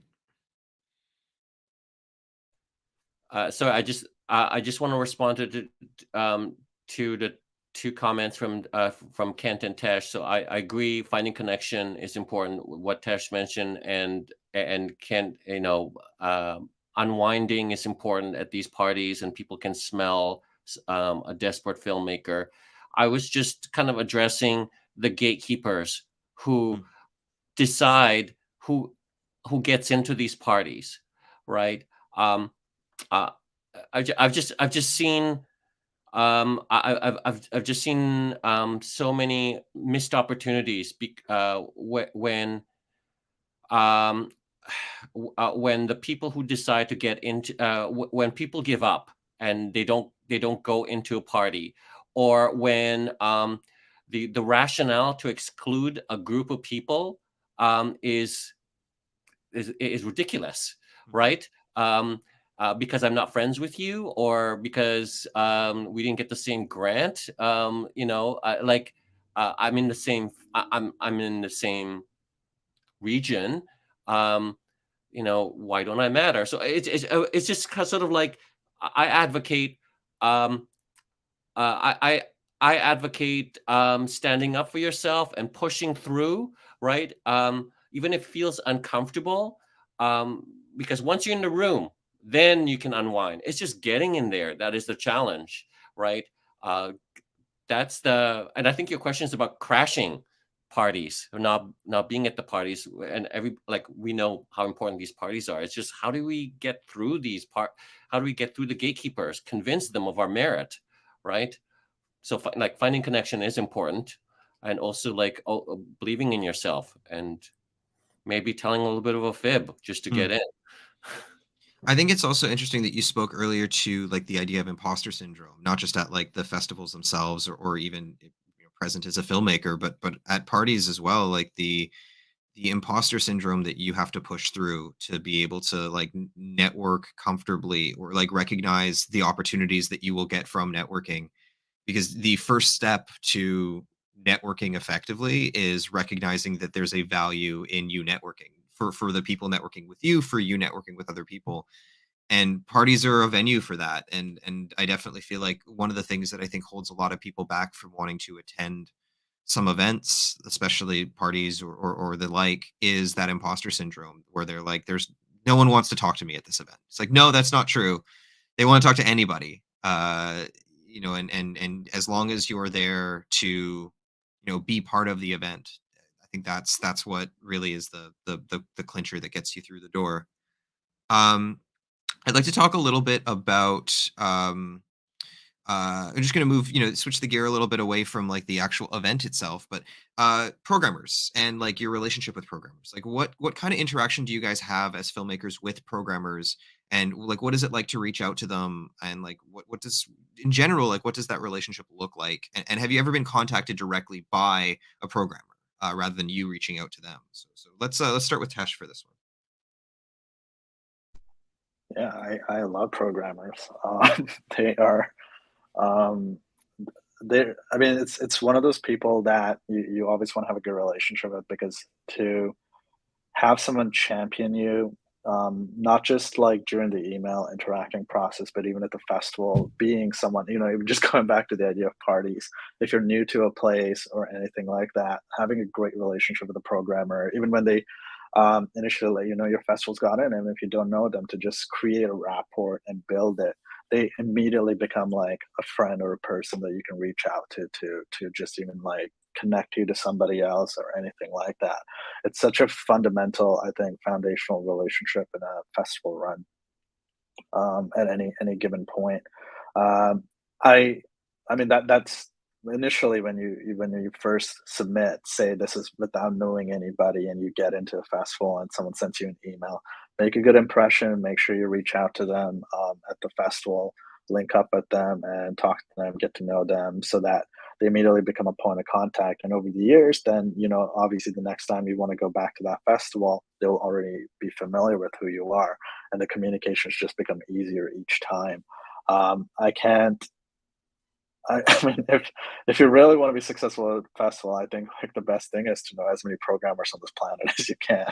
It's a beautiful part about this whole thing. I think is because there's someone who's watched a lot of films, and especially some of my favorite, I think, conversations have been people with that are like, "Wow, we love your like they champion it so hard, not just at like that festival. I had a programmer for Fantasia, and they, as an example, run into her lead actor at TIFF, and then she started introducing him to like a circle at TIFF because they loved the film at Fantasia. And that kind of stuff also has such a huge impact, that because I think programmers, especially when they're on more renowned festivals or within it, know each other as well, right? So they do also visit other festivals, so it's not just they're isolated to one festival. I found you can often find them being allies throughout your entire journey. Um, so yeah. Mhm. Jason, can you speak to this? Sorry, I had to step away briefly, but your question is about relationships with programmers. Is that right? Yes. Yeah. Okay. So I agree with everything what Tesh mentioned. I'm going to just add that I think I think programmers are looking for ways how can I let me just rephrase this. I think programmers value if you make it easy for them. So obviously they like your work, and they want to champion your voice, but make sure you respond quickly to programmers' emails, because they're under a deadline, and have assets ready to go. Be organized about it. I think I can't stress how important it is, as someone who manages events and administrates. When you're reaching out to somebody and they don't respond back for a week, and then they send you 7 emails instead of everything at once, right? So if you can establish yourself as someone who's organized, a good communicator, I think you can win over programmers and make an impact with them, and they will invite you back. So, Kent, can you speak to this as well? Yes. I'm gonna echo what Jason just said. I think filmmakers need to appreciate the time and the efforts that also come with the programmers. Um, not saying that I'm a programmer.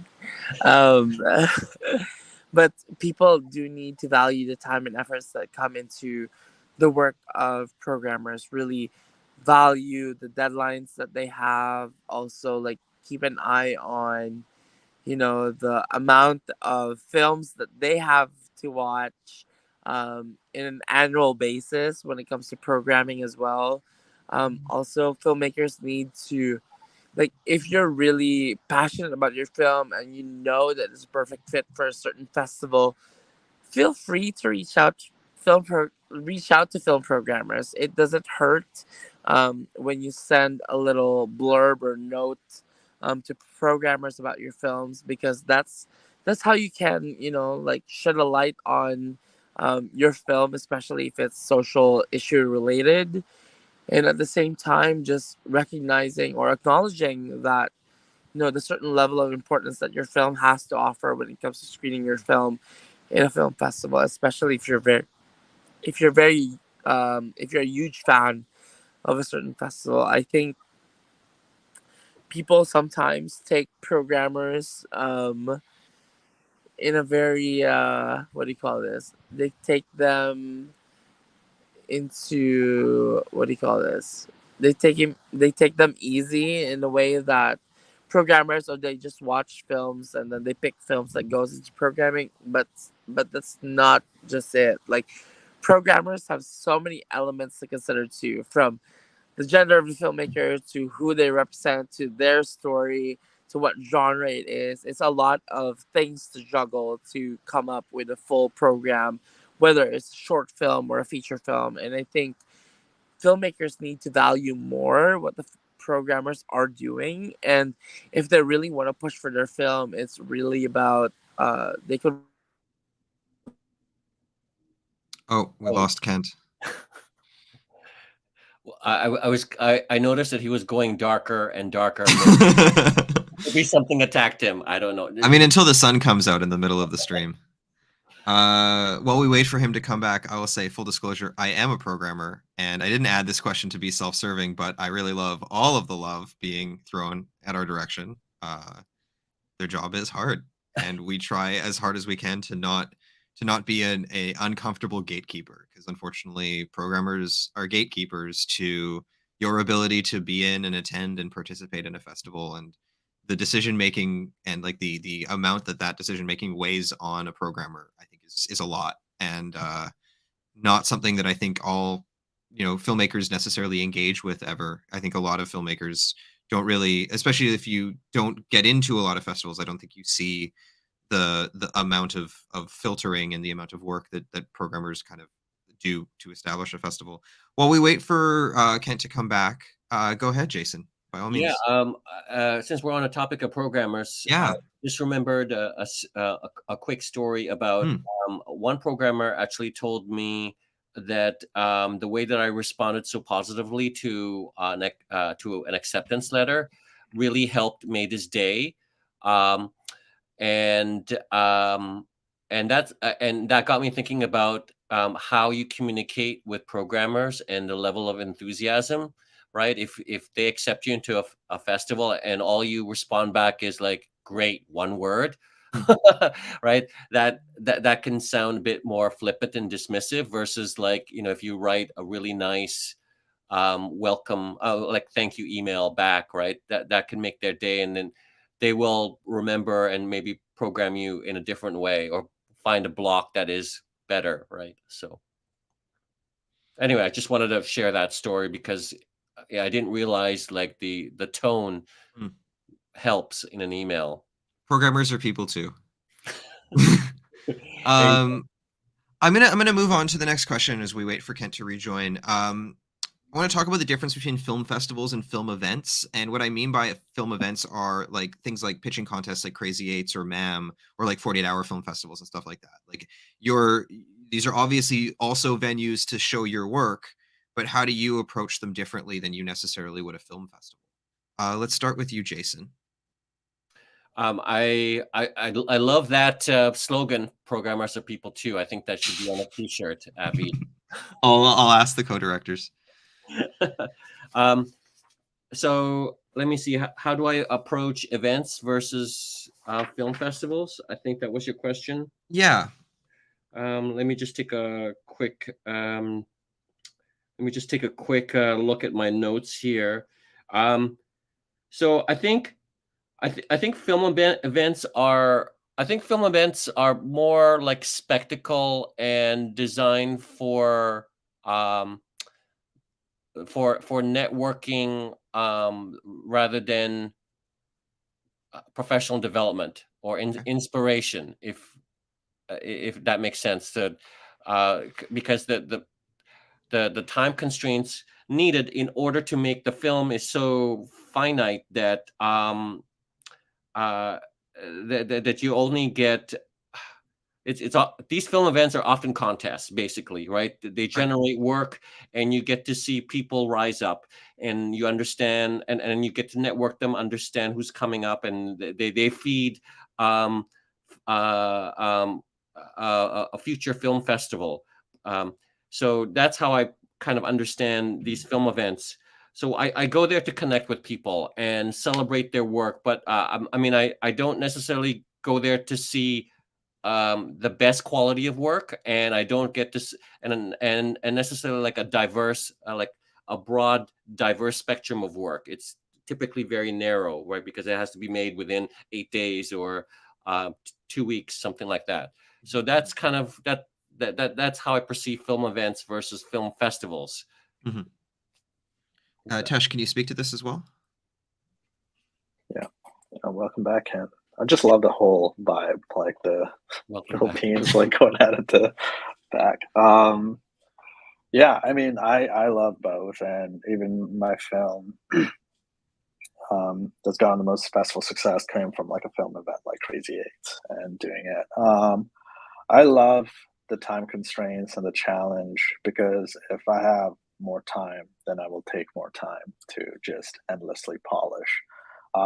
What I've learned from doing a lot of film events is it's become almost like a litmus test for me to just see where my ability and my skill level is at, and to showcase that to any given community at any given time. Because while the last few of my shorts, actually all of my shorts that I've done to date have been part of the film events, they've either been Run and Gun, Ma'am, or Crazy Eights, actually. Mm-hmm. And I think that's a pattern, because what I truly develop is long-term projects. So I produce and I've written features, and while those are on the go even for the things that I want to direct, these events have become a way for me to at least showcase people that, hey, I'm not just going to make something great down the road, but this is where I'm at right now under these constraints. This is what I can make.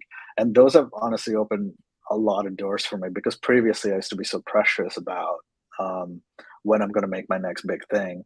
And because I came from a features background and working as an AD, and my first introduction into the industry in Alberta for me was the features forum, not shorts, not anything else. So I've always had mentors that immediately jumped into features. So I had a completely different mindset coming into this industry than a lot of peers that I meet in Vancouver. So when I came to Vancouver, and it was a lot more shorts were a way for people to get off the ground. Whereas for me, I thought the only way you could survive as a filmmaker was by making feature-length films. So I would only write features. This became a very cathartic and great way for me to engage with the community, and to actually see some of these films that I've made live on past anything I've done, because all of them have played at more festivals than just the events, even my Run and Gun shorts. To be able to produce a quality of work to the level that even Mom vs. Machine is an example, which is made with Crazy Eights. It genuinely blows people away when they watch it at these festivals and they realize, oh, you made this in 48 hours, or you made this in 8 hours. And that just like adds to it. So I think events have become a great way for me to just still make the best thing I can under different kind of constraints.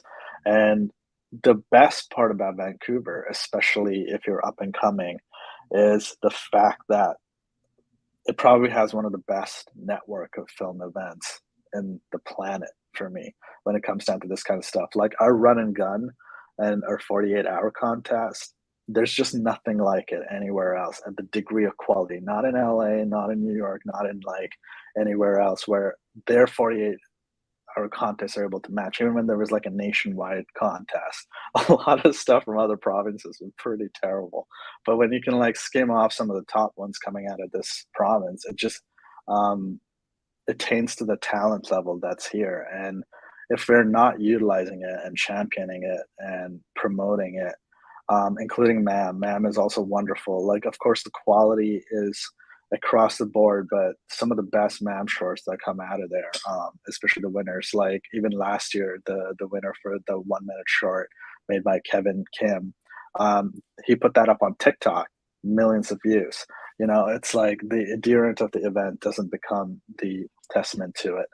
So again, it goes back into a film event locally, especially in Vancouver, as its tremendous asset, and it can lead to a festival run.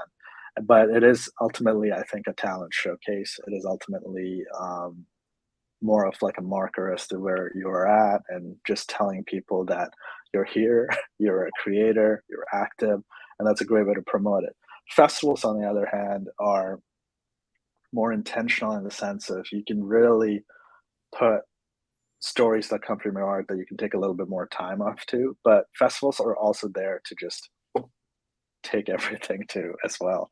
I don't really put festivals in a very precious place. I just submit everything to whichever ones I want to go. Like if I wanted to go to Chilliwack, I put all my 48-hour films through there. Um, it's for short films, festivals are also a talent showcase. I've kind of realized that they are also doing the same exact thing that these events have done for me in the city, except now they're branching out into different cities as well.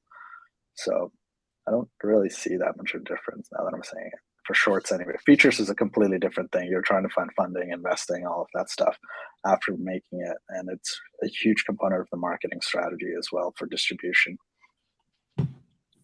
Kent, thank you for joining us again.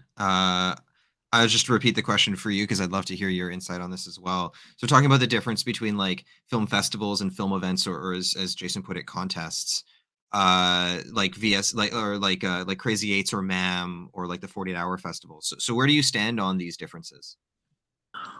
Honestly, for me, as an emerging filmmaker a few years ago, I think we really need to maximize opportunities like this. It's not just about the exposure, but also practicing the craft as is in different ways, and also it's playtime for us as filmmakers to try things, for us to test if they're gonna work for us, if they don't, or if they don't. Crazy Eights itself back in 2018 when we did it for the first time, with with my business partner Max, we never really thought that the Vancouver film industry was ready for a dance film to play in the Crazy Eights gala. But knowing that there was a community behind it who was willing to see what we can pull off, it was something that gave us that level of confidence. So it's really, just really trusting your gut as an artist as to what you can do, and kind of hope for the best, because you really don't know who's watching, and just making sure that you're serving yourself first, before anybody else.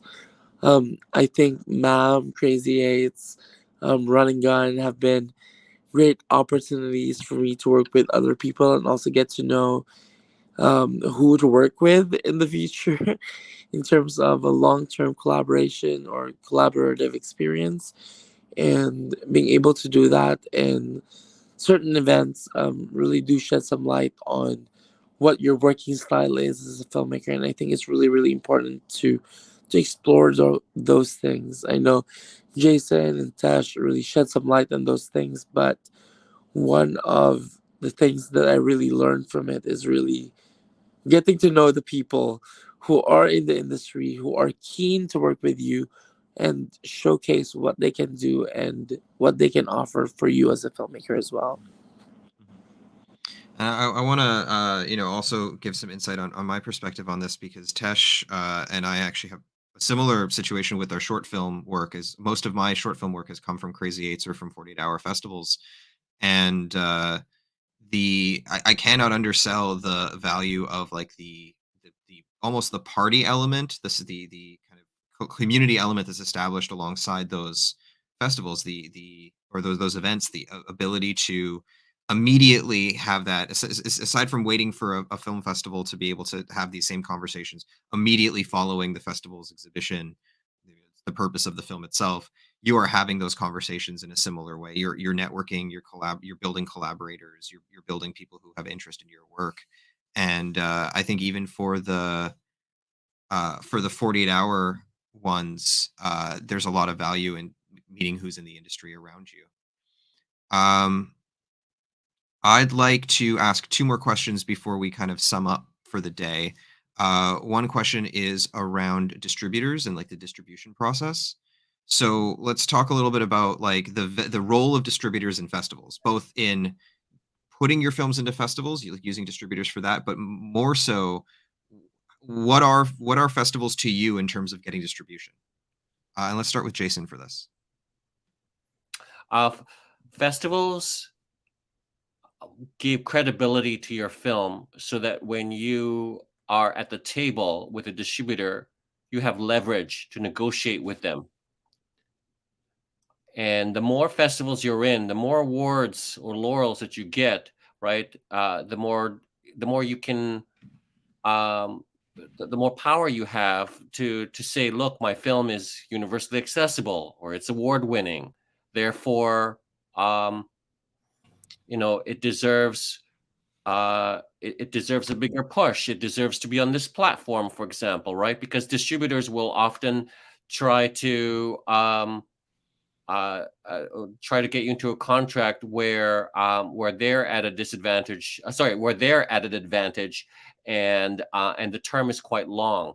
So the value of festivals is really important in that discussion, and there are some festivals that attract distributors, like Clermont-Ferrand. We're talking about shorts here, not features, right? Clermont-Ferrand attracts distributors.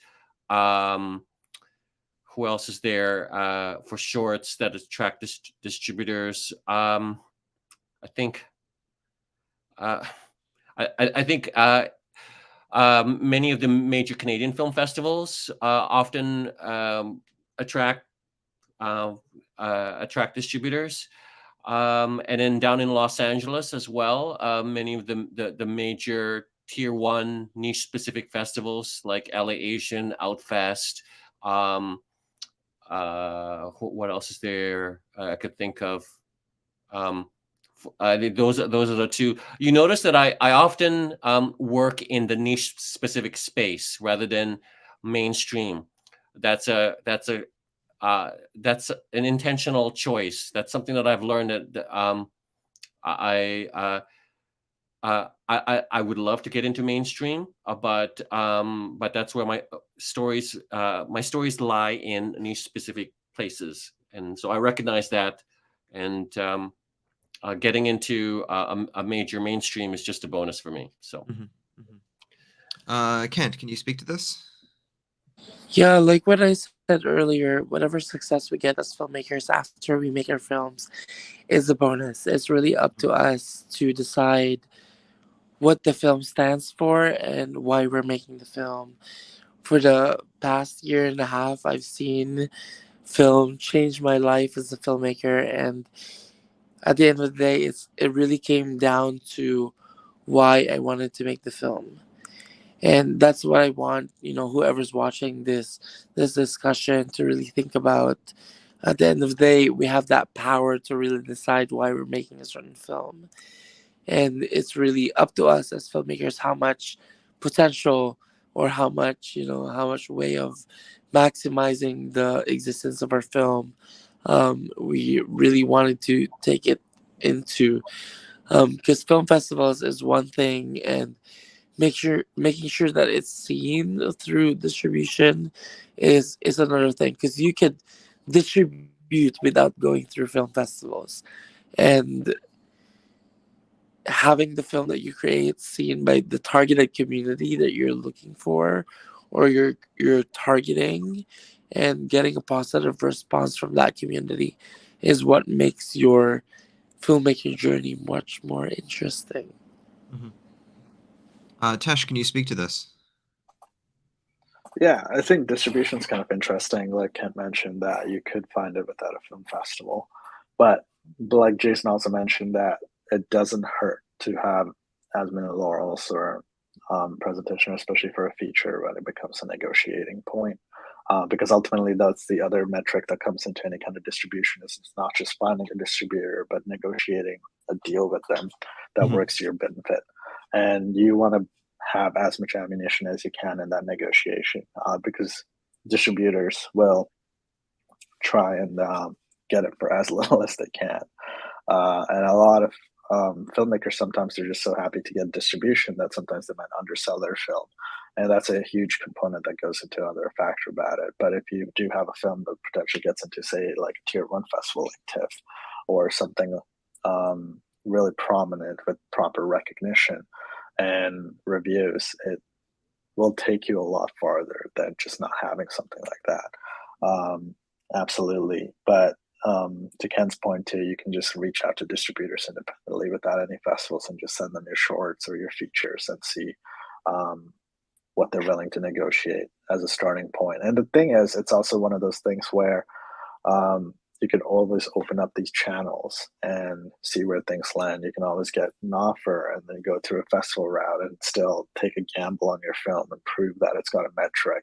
And you also use a baseline, as you can start off at like getting a distribution quote for something and use that as a point of just analyzing the rest of the market. And after the festival, we can see where the competitors might align it at. For shorts, definitely it has led to a lot of exposure for mine, to find distributors who automatically reached out to me. That saved me a lot of emailing. So that's really great. So I think festivals in that sense also benefit. Something I'd like to talk about, which I think Kent touched on it a little bit with the idea of like the CSA list and the Academy list, and I think Jason touched on it a little bit as well with the FIA PF list as well. There's a lot of organizations like this, like including like Telefilm for their Talent to Watch program, that have these lists of festivals which they want that are they're either the target, the feeder festivals for like the CSAs or the Academy, or they're just targets that they want you to hit to be able to access their programs. So how much and how relevant are these lists to your process? I know, Kent, you spoke they're very relevant, and Jason, you mentioned the international one, but can you guys speak to like how these lists impact your choices as to like how to apply? And also we spoke about tiering out these festivals as well. So do they factor into your tiering of festivals? Let's start with Kent. Yes, for me, I've been very vocal about it since the beginning of this discussion. I think it does play a very important role, especially as a guidance to making your film festival submissions worthwhile. We live in an age where a lot of scam film festivals also exist, and one way to avoid that is using accredited lists approved by the Academy. And second, when I say guide, it's always good to use a certain list as a reference to just making sure that you're spending the right amount of money to the right film festivals, because it's been really tricky. I've been teaching film festival strategy and short film distribution with Vancouver Film School, and one of the things that I always get hit on when it comes to questions is that how can we make sure that we're submitting our films to legit film festivals? And we do, we can come up with as many pointers as possible, but at the end of the day, it does come down to the producer's intuition and own research when it comes to submissions. All I have to say is that when you see that the film festival is highly recommended by filmmakers in terms of its reviews and previous programming, and it aligns to your strategy in terms of achieving the idea of becoming eligible for the Canadian Screen Awards, then it works. But if you're also the type of filmmaker who just wants to maximize the screening of your film into different places and different film festivals in Canada and the US, then maybe it is a good strategy to just maximize whatever's on the list. Mm-hmm. Tesh, I want to same question to you. Yeah, it definitely comes into my consideration. I think even in terms of my application process, I break it down into phases. As first, I do a round of I wouldn't say it's like a wouldn't put them in tiers, but I definitely have my first picks, my second, and my thirds, and I kind of go through the round where I know that there's.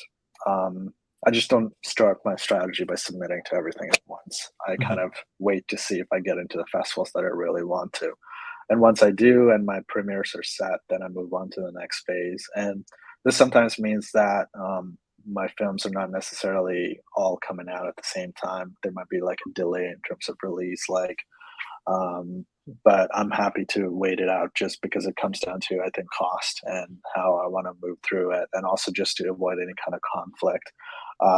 There's definitely I give myself like priority A in terms of where I'm satisfied to have my world premieres first and foremost. While that's happening, sometimes like a festival locally or somewhere else might reach out to and just prompt you to submit, and it's worthwhile to do that. And then I move on based on the rejection or the acceptance of the world premieres into my second tier of film festivals that I would love to just visit, travel to, get into, etc. And these will be more genre specified, more niche, and more whatever. So definitely my first options are more mainstream popular festivals, like I'll submit to the TIFF, South by Southwest, the Sundances, etc., to see how high my film can go, and then I will work backwards accordingly to a list. And not to say like the follow-up of that isn't worthwhile, but if a premiere at TIFF or a premiere at one of the biggest festivals in the world opens up to a lot of freedom even later on with festivals reaching out to you to screen, so it's worthwhile to at least like aim high, but a realistic idea for your film. I think sometimes it's also okay to be delusional, honestly. Why not?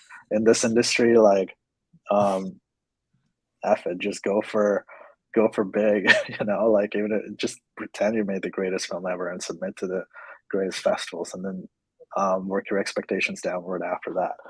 That's always been part of my strategy, I think. And then once the reality hits, based on what kind of traction you're getting, apply to the festivals that you're also happy to go through. And then there's a tier after I do that where I know that there's festivals, like a lot of like South Asian festivals, as an example, are ones that I'm more happy to submit after all of the rounds of genres and etc. are done with credited films, so that I'm just targeting niche for my community and access, and making sure as many people get to see my film as possible within the communities I'm targeting at the tail end of it. Jason, can you speak to this? And also, I know that you had like a way that you kind of stratified your tier list. So can you speak to that as well? Yeah. So I agree with many of the things that Kent and Tesh mentioned about their understanding of film festivals. I approach film festival strategy with the question: what do I want to get out of my own film? What's the experience? Is it going to help me propel my career forward? Am I looking for audience engagement, for example? Am I looking to looking to check off a box at Telefilm Canada so I can be eligible for that next grant application? So these are the things that I consider. Tier 1 film festivals are the ones that are highly regarded, attended by press, and basically they're the ones at FIAF, and they have awards, and they're embraced by the press. Tier 2 are, for me, niche specific festivals like LGBTQ, Asian film festivals, what else? Short film festivals, women in film festivals, dance on screen.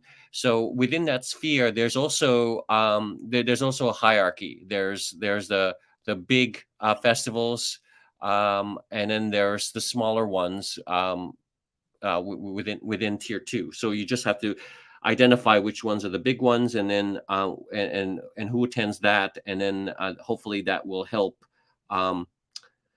with your distribution, with your film festival distribution. Tier 3 is community-based festivals like Port Moody, Chilliwack, like the festival at the university, for example, right? They don't have a lot of marketing power, and finding out who curates them, it can be challenged. They can show up at another festival, but the audience is really engaged because they're in the community.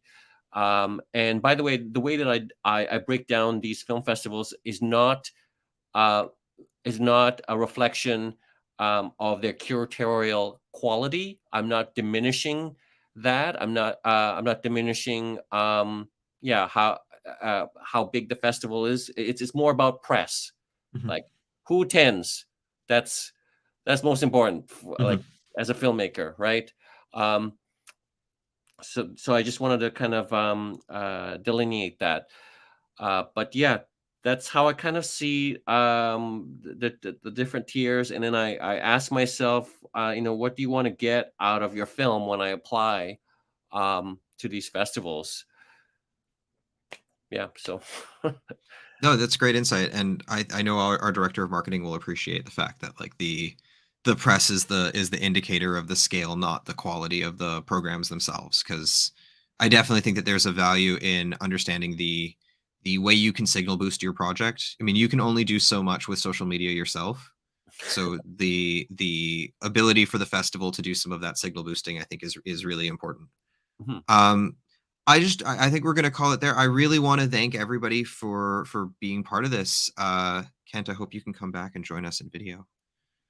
I want to give you guys an opportunity to kind of tell us what you've got coming down the pipeline next, and also where people can find you if they'd like to.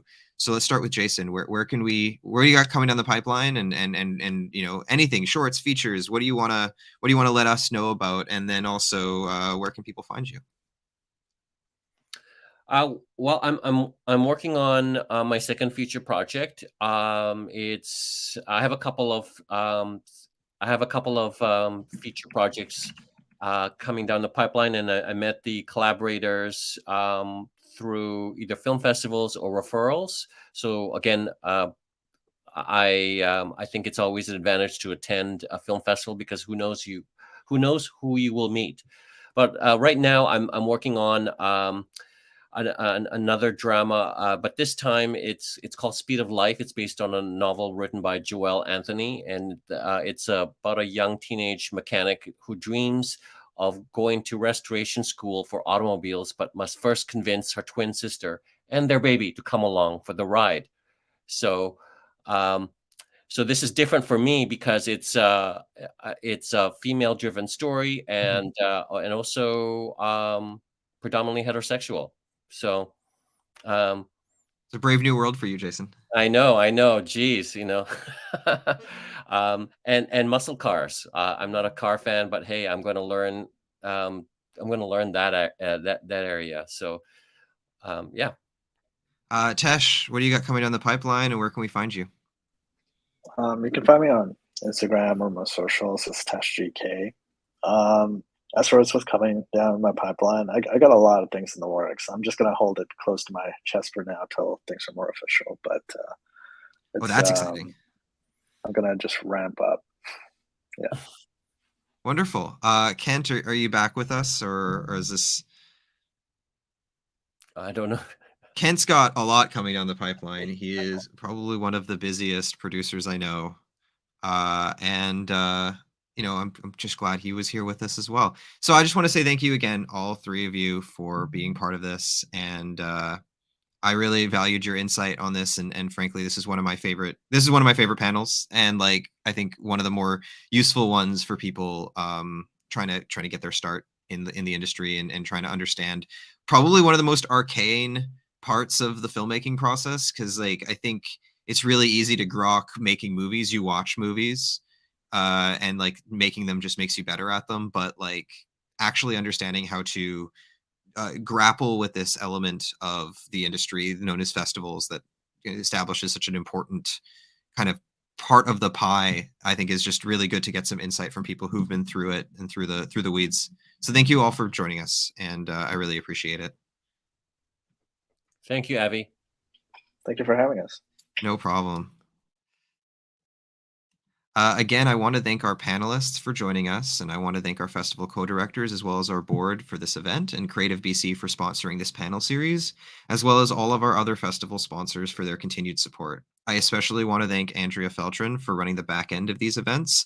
I literally and figuratively couldn't do this without her. And I want to remind everybody that this and the other panels in this series, as well as our last panel series, are available to stream on our YouTube channel from now, like immediately following this stream. This one will be there too. You are welcome to join us following this event for our Keep It Short speed meetings.